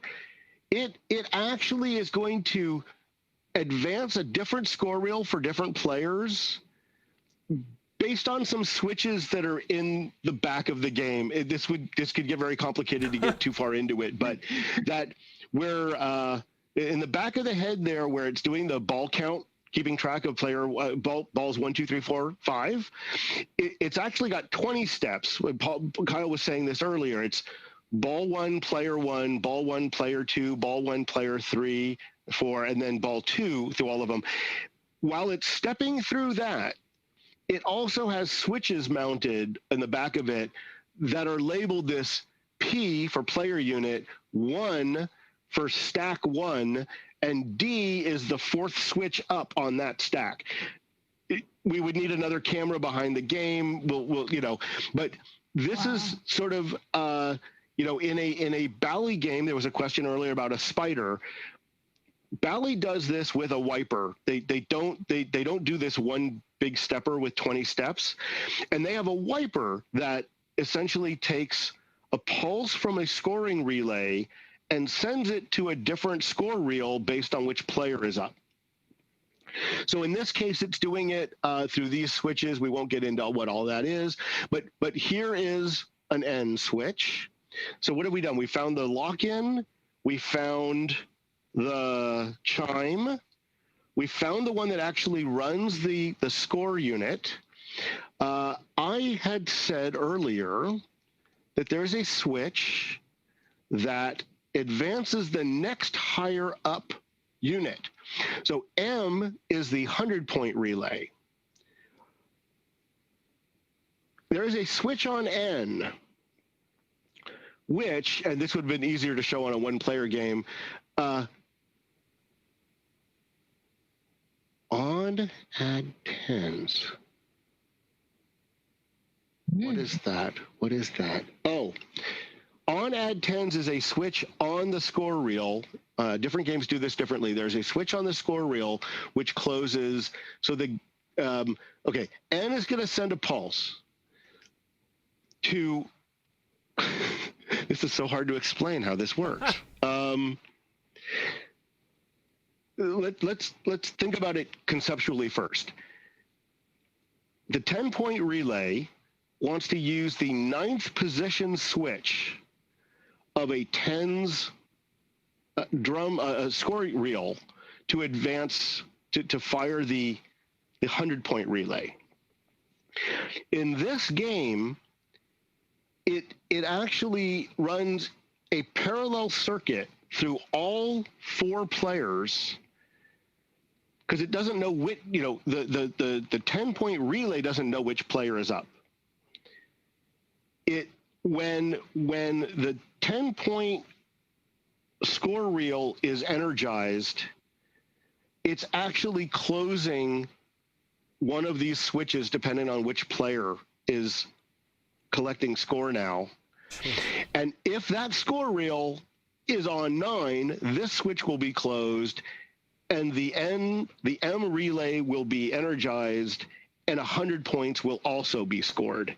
So as the 10-point reel advances to 0, the 100-point reel will advance higher than one more than it was. And then there's another switch that I can't think of what it does. So I don't know where to find it on the schematic.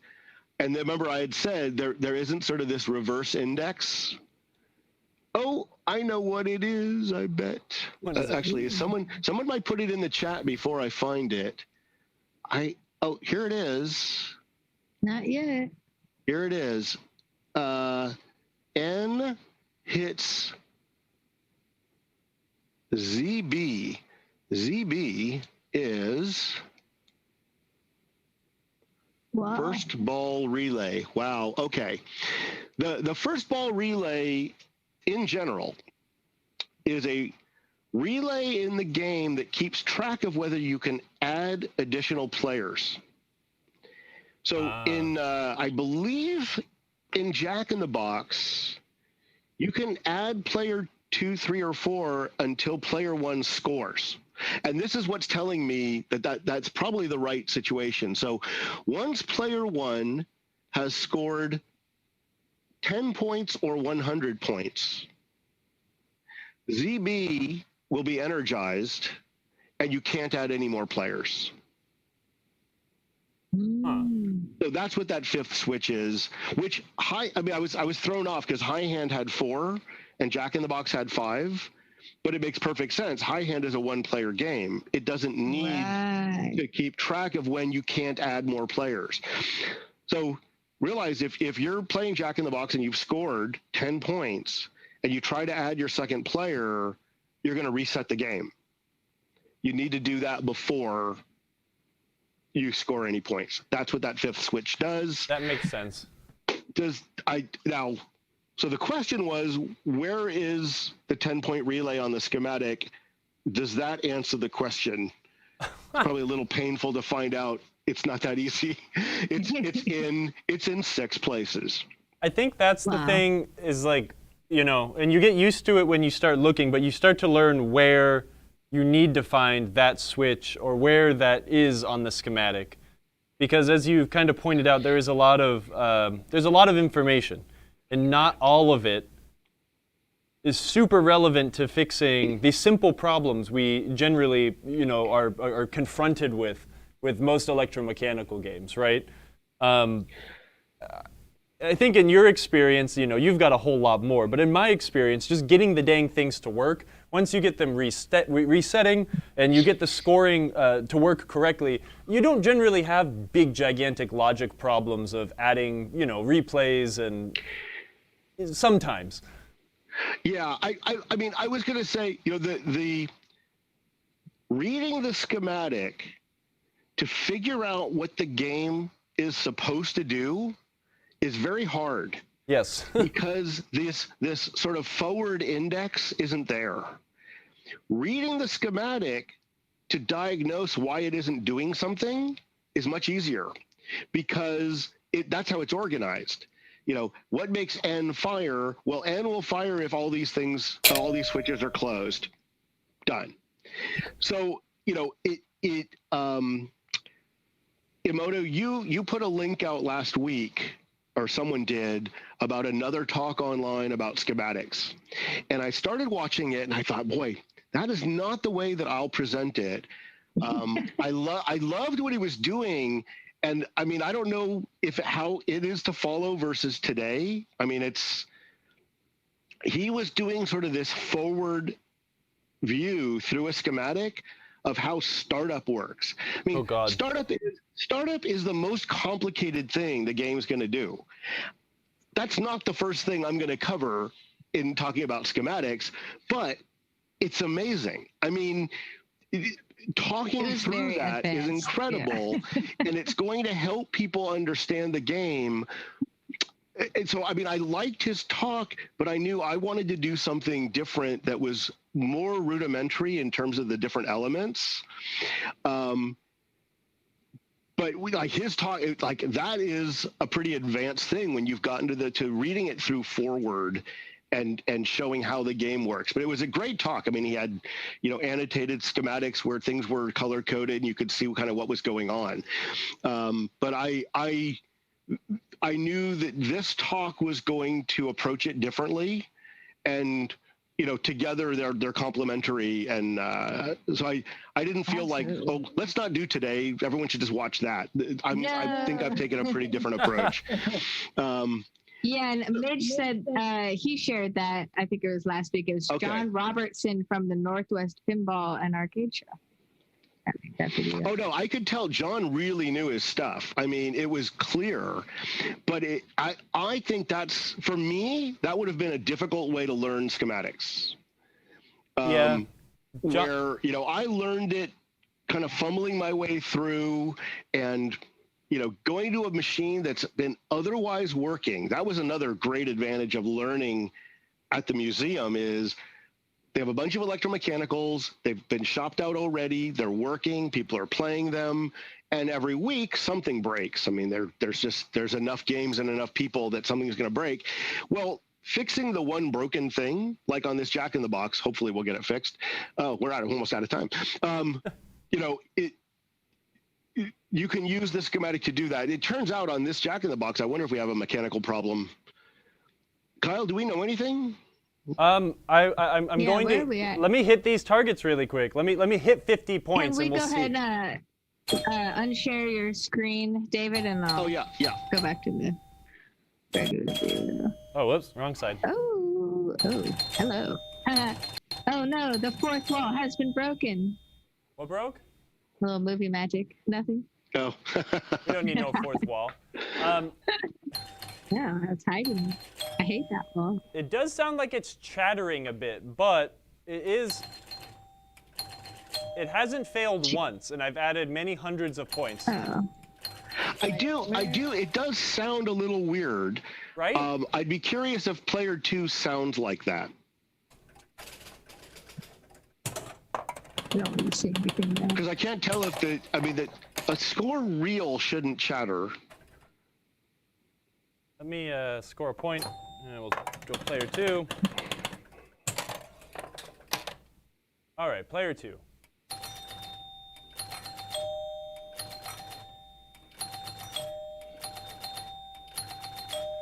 I think this is coming down to point out we might have a real problem, and I kind of want to see the end of stroke switch now. Right. So there are two things I want you to. So when you show this, you'll also be able to show that other switch I was talking about in the carryover circuit.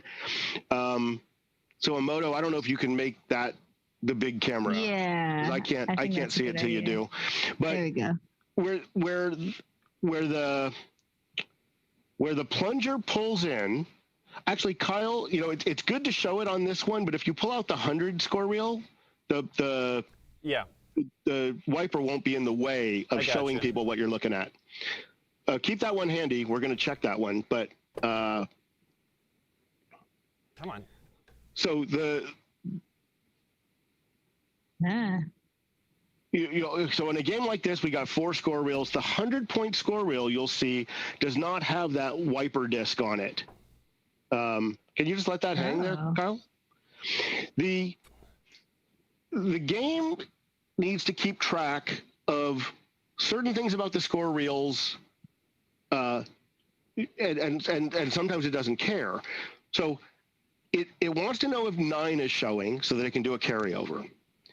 And it needs to be able to get all the score reels back to 0 for a reset. Otherwise, during a game, it sort of doesn't care what number is showing. The points are fake. Other than 9.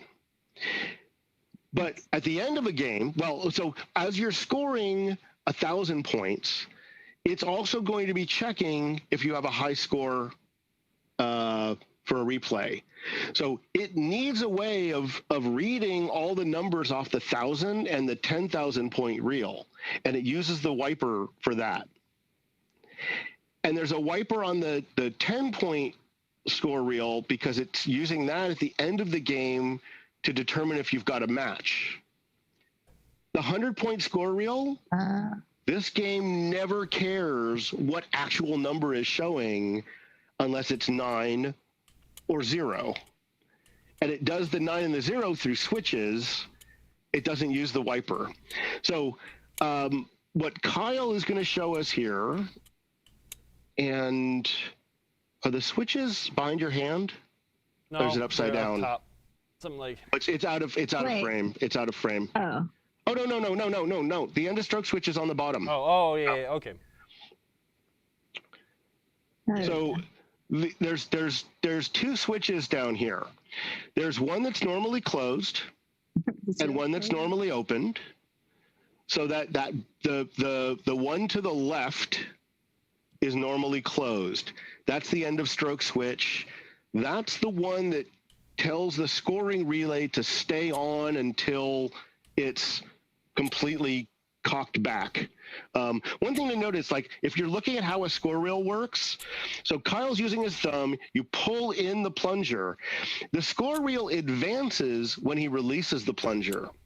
So what's happening in your EM game is when it's scoring 10 points or 100 points in this case, the energy or the electromagnetism is pulling back the plunger. It's when it releases that it actually advances the score reel to the next number.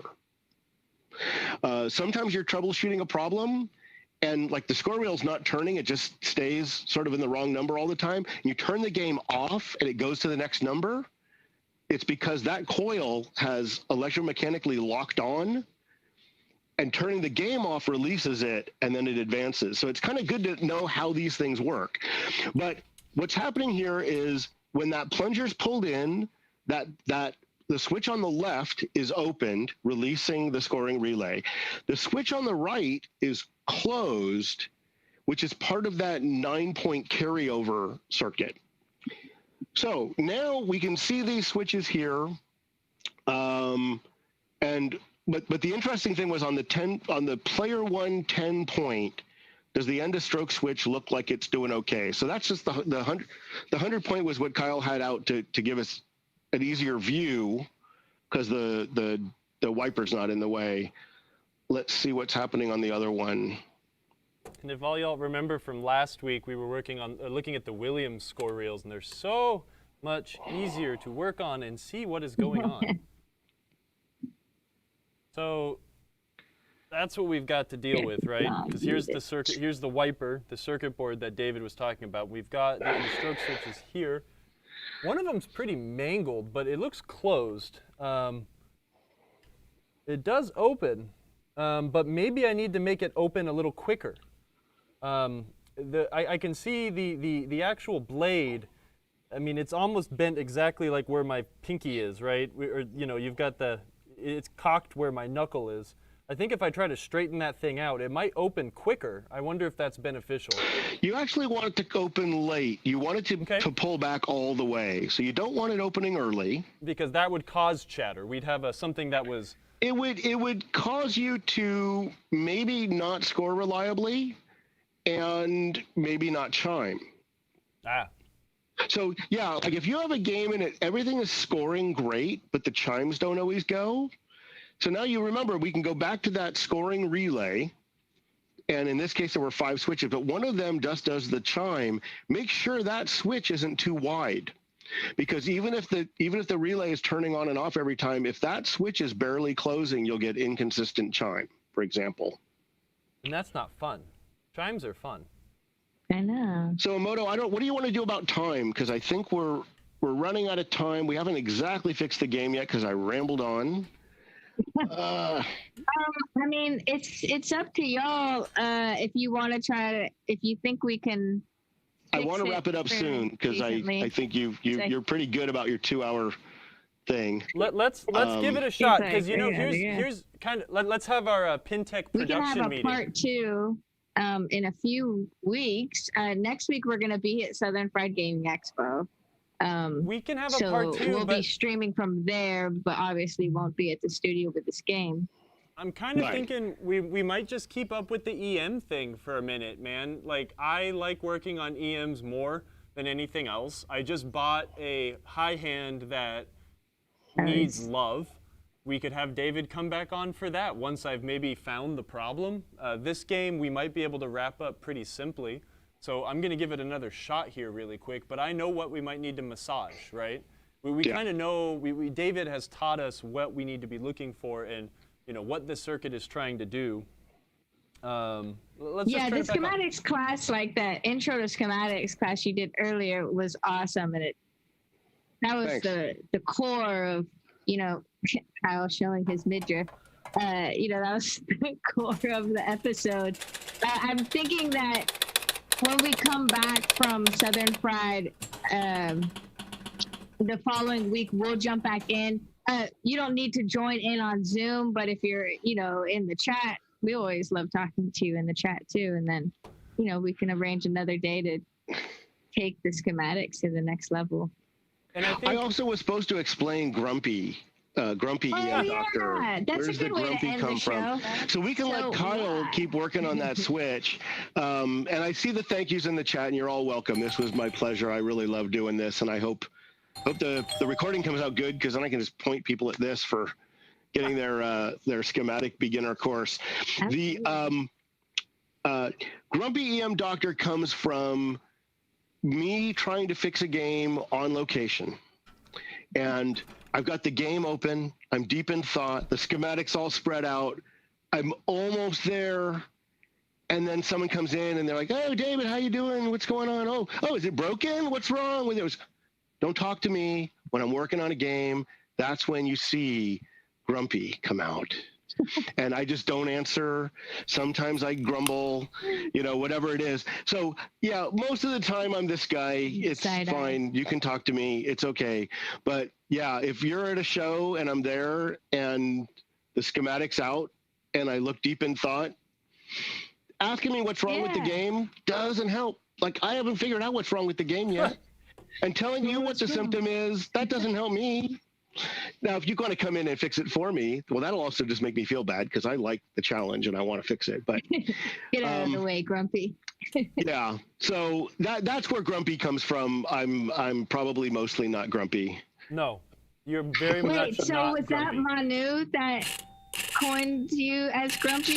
So I had used my regular name in Twitch for a while, and I'm like, I want something more playful, and I played with a bunch of different things, and I ran it past Manu, and Manu met me at Free Gold Watch, the arcade near here where I work on some games. And such a great place. I'm there when I'm working on games. So, of course he's going to say hello and want to chat. And I'm like, this is not the time. And it's like, I didn't even know how to say it or what to say. And he finally got good at it. And now we just, he gets it. He comes in when my toolbox is closed. That's when we start talking, and or he might, etiquette. We're learning so much today. Well, nice look, if I'm working on a game and he has already noticed a problem with it, it's like, I'd rather hear about that before I close it all up and everything. But it is just, and sometimes it's just, not someone I know, and how do you find an EM mechanic they see me there working on something. Of course, they're going to talk because they've got a game in their garage and it's doing something, and they want to know, talk to someone. So it's undoubtedly people are going to talk to me while I'm there, but it is always very funny where someone just goes, "Oh, is the game broken?" Like, No, I'm just doing this for fun. It's working just fine, Yeah, people, man. I'll get grumpy at But that you know point. what? But at the same time, I love that. you meet the most interesting people when they decide to come up and talk to you while you're working on a pinball machine. Yeah, but they might just keep talking and talking and talking. Well, that's when you just have to turn grumpy and just turn I just stopped talking to you. David, I think what I did is I actually used my eyes and I watched. I held the 10-point relay in, and it was fluttering because the end of stroke switch was not opening very reliably. At the end of stroke, the switch was still making a bit of contact, so the entire thing was fluttering. Let me see if I've adjusted it right, and we'll demonstrate what it needs to be doing. Yep, and then after this, we are going to go to, is he at Free Gold Watch? Mystery Pinball Theater 3000 is on, and we're going to go ahead and raid him for everyone that's on Twitch, so stick around for that. He's playing No Good Gophers. Heck yeah. I don't think I've heard you say the free shipping code 10 times today. Well, because I did post it in the chat several times, but I didn't want to interrupt the awesome class. But I don't think I gave you a moment to do it in, so I guess it's time to do that. So for everyone listening and not reading, our 24 hours of free domestic shipping for orders over $99 and $10 off international shipping for orders over $99. Code is PT-EMDoctor. Compliments of our GrumpyEMDoctor. How many EM schematics can I get for $100? A lot. Oh, you can load up. You can load up. Oh, Steve was right there with the answer. 4. You can get exactly 4. So I think it's more than that. Yeah, I think it's more. I'm not sure. That's I think I awesome. need to adjust the stationary blade a little bit. See, Kyle will just keep going forever. Well, but here, let me show what's going on, because we found the problem. We have solved the issue. Now it's just time to execute. A proper working score reel will function as such. See, this is the fun thing about electromechanical games to me, is because very often the problem is actually something physical. There is something you can actually look at and comprehend, where a lot of problems on solid state games, it's like, weird chip decided to not work and just change the chip and now you fixed it. If I hold the 100-point relay in, it stays shut, right? Until in the proper use of the circuit, right? When this thing comes back and this switch opens, it will release this relay. That's what's supposed to happen. Now, when I look at our culprit here, and I need to tighten down that switch stack, I had a very loose screw. When we look at our problematic friend here, which is being pulsed 5 times extraordinarily quickly, if I hold this relay down, it's trying to energize, de-energize, re-energize a lot. Yeah. Sorry, my video is a little delayed, so my reaction was a little delayed. But boy, that is not good. Wow. So what I'm going to do is I'm going to probably going to remove I don't know if I'm going to remove the switch stack. I'm going to really try to do it with it on here. But what I might need to do is I might need to move the stationary blade a little bit.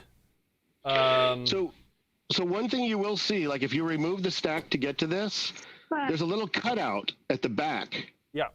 If you look at the back of the reel, there's a little cutout where your screwdriver fits. Oh, No, yeah. I'm sorry.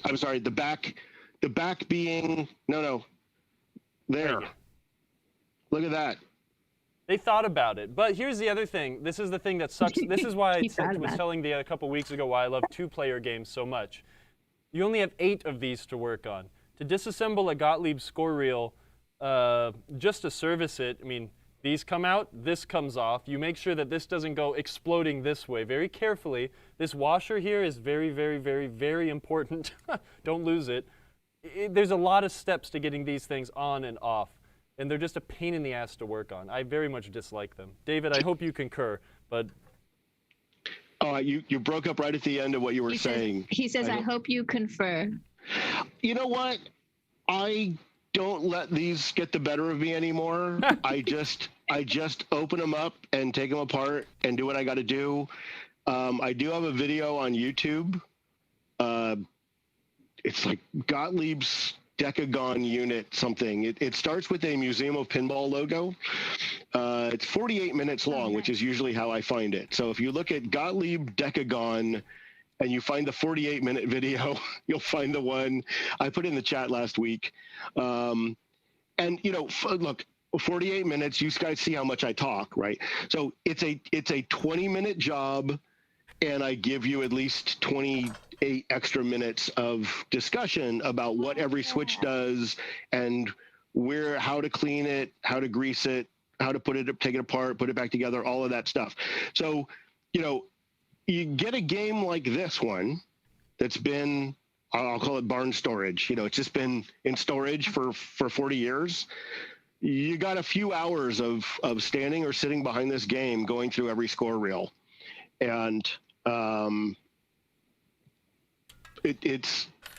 just do it. Once you've done a few of them.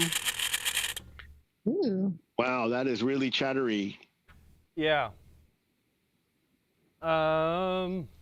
Check the hold switch on the relay. Yeah, I should check that too. That's a good point. One of those. So when you're looking at that relay, one of those switches will have just a short wire that runs right to the. Well, maybe I shouldn't say that till you're looking, but I think it'll be obvious which one is the hold because it'll have wires running right back to that coil. But it also has slightly different hardware. I can always pick it out. Yeah, no, I think it's a slate red wire, so it's this guy down here.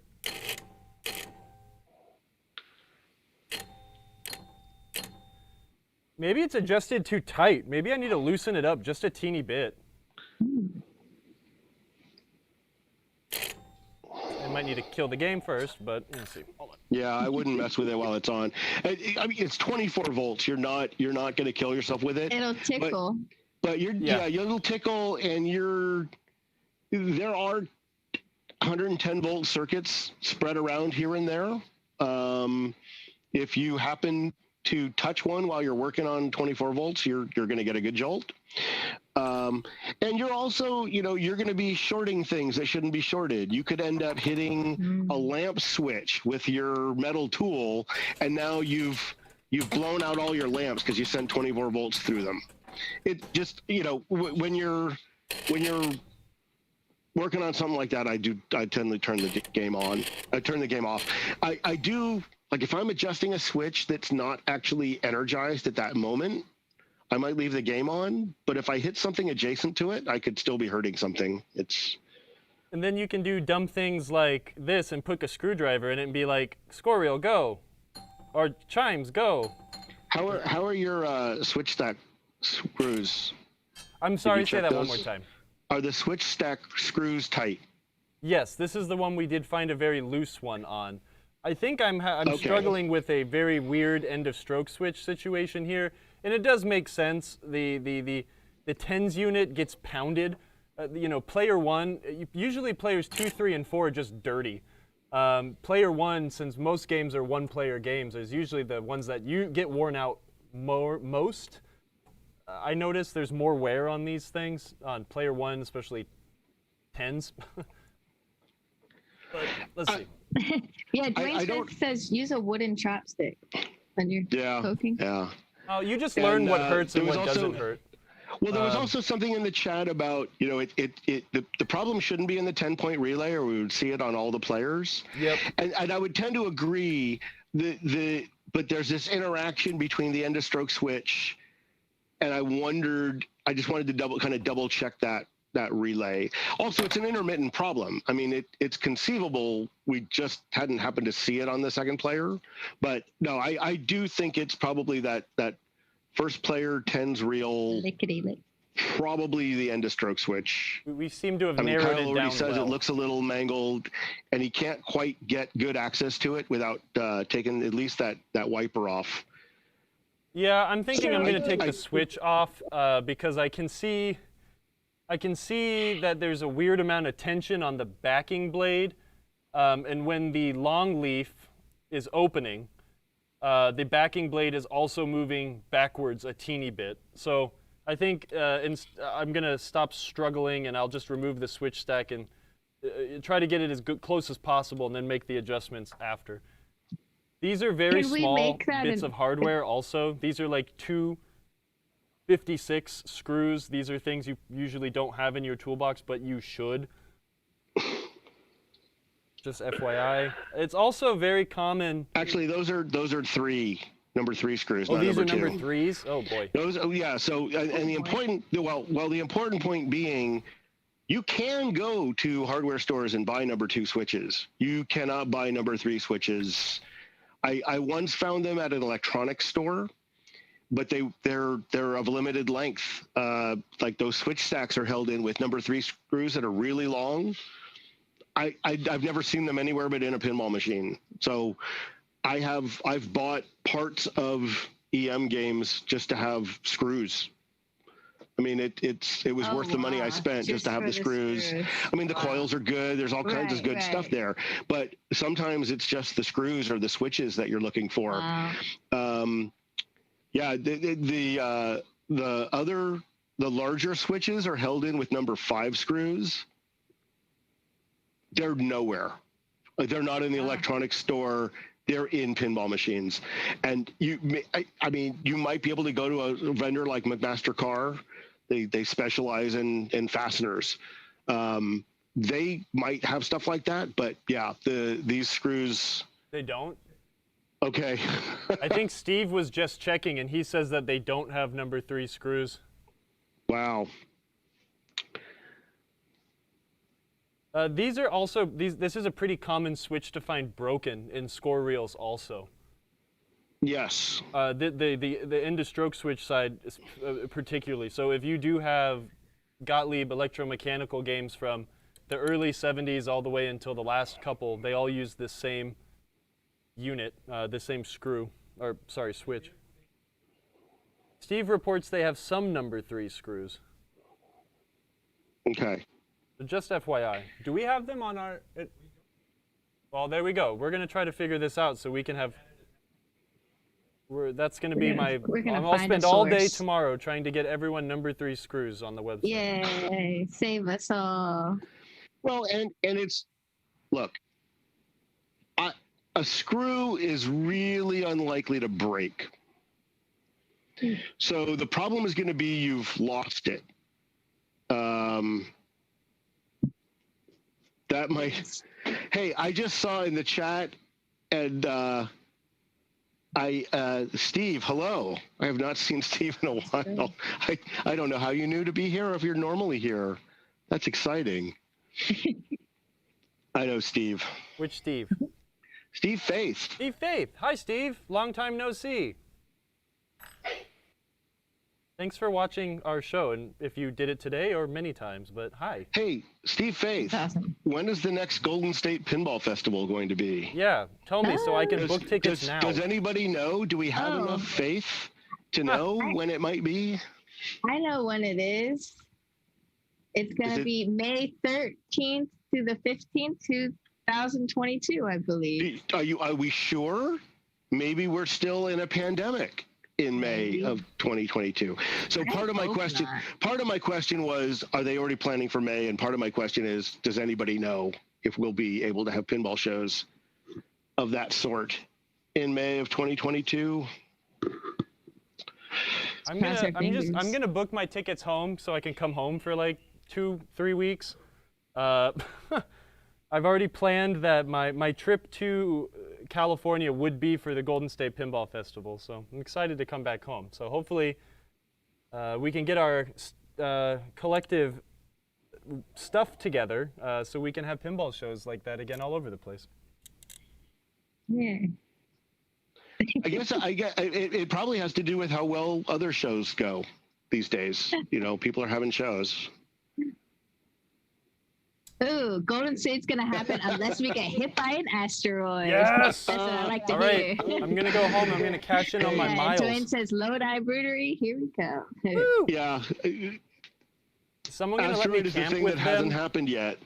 I won't have my car to sleep in the fold the seats down and sleep in this year, so I might need a camping site. Maybe you just need to Yeah, rent the right thing when you get here.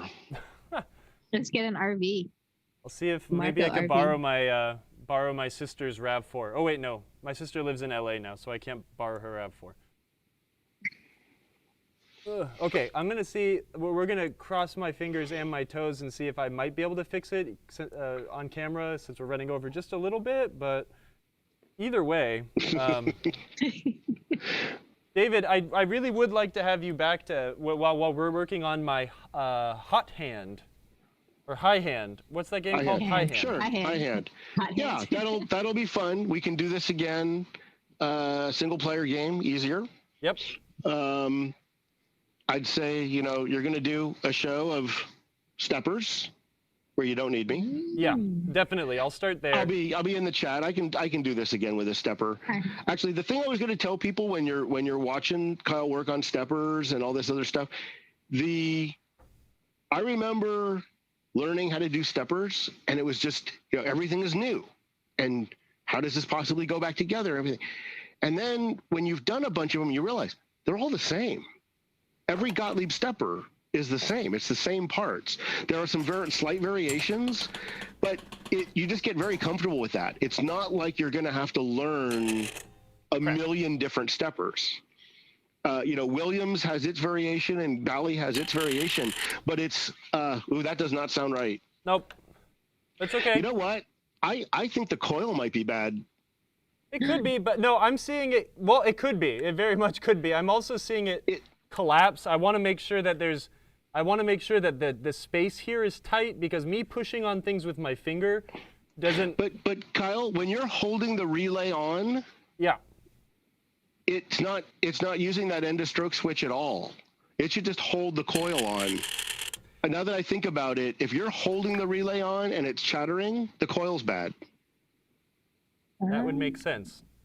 Yeah, check even just the wires near the lugs. Is it just kind of? Do you see spark? I see. The thing is, I do see it arcing between the switch, and that's what's tripping me out. Yeah, don't look at the switch. Look at the lugs at the back of the coil, and you're going to need to turn the lights off to see the good spark. Or you might. I'm not sure where you're going to be able to look at that, but it is that should not be chattering if you're holding it on. I'm sorry, I didn't think of that 30 minutes ago. Yeah, I don't know why I didn't think about the that end of either. stroke switch. I mean, you needed to get the end of stroke switch correct. It should be straight and clean, opening and closing and everything. But now that I think about it, gosh, if we only knew where to get coils from. Yep, I don't know. I think we might have to throw this thing in the garbage. Oh, wait. No, we have them for sale. We can buy them. I've probably got one very close, but I'm not doing that now. We're going to call this done. No, Yeah, we got to call this let done. me switch cameras. That's a good point. So let's wrap up. I think, Kyle, that would be a great show for us to do when we come back from Southern Pride, doing a coil swap and kind of completing this adventure we started together. Yeah, I need to complete we all want some the adventures. final shot of success. Every time I come in here, I see my unsuccessful projects that are so close to being done. I know, Jungle Lord, it's like I just need to spend an hour.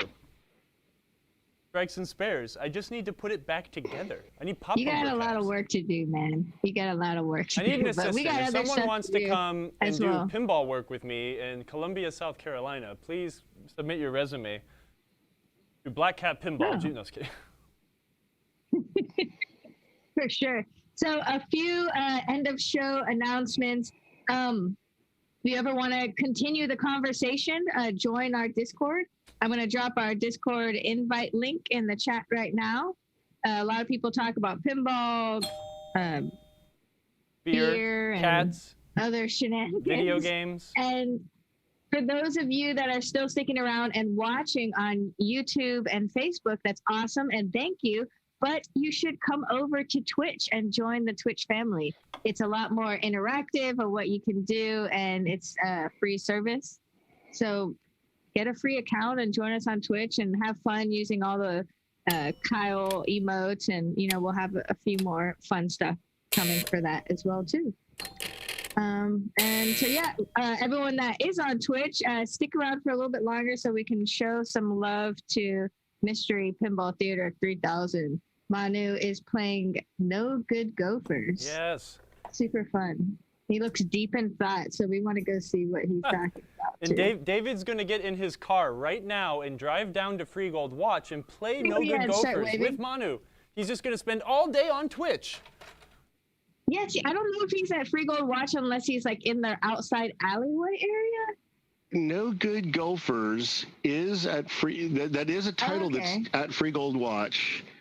He looks like he's in like a basement with like a wooded background. With Here, a cool, let me pull it up. Oh, let me pull it up so I can see what's behind him. Ice Skidoo already left us to go hang out with him. Matt's garage does not look like anything you've seen, Kyle. Oh, yeah, duh. It's under construction. And now I'm looking at an ad. I can't even see Manu yet because I haven't paid for anything. Yeah, it's a lawless. I know. I'm not even a subscriber to my own Twitch channel. What the heck? Hey, Emoto, when are you coming over to my house next week?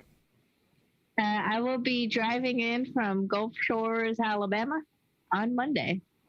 Hey, that gives us multiple days. And then we'll head to Atlanta, Georgia. That gives us multiple days to stream Jungle Princess. All right, let's do it. Okay, I'm going to hold myself to it.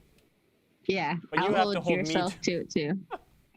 I just got all the lights working. Manu is not at Freegold Watch. Okay, yeah, I'm pretty sure that. Yeah, that is not Freegold Watch. It's all right. It doesn't stop us from going to hang out with him. So without further ado, thank you all so much for joining us today. Thank you, David, GrumpyEMDoctor. Thank you, David. You're welcome. It was my pleasure. Much. I had a great time. And we'll see you all next time. Bye. I hope y'all learned something, because I sure did. I forgot about the contacts thing. Whenever I read contacts, I always thought that was the switch on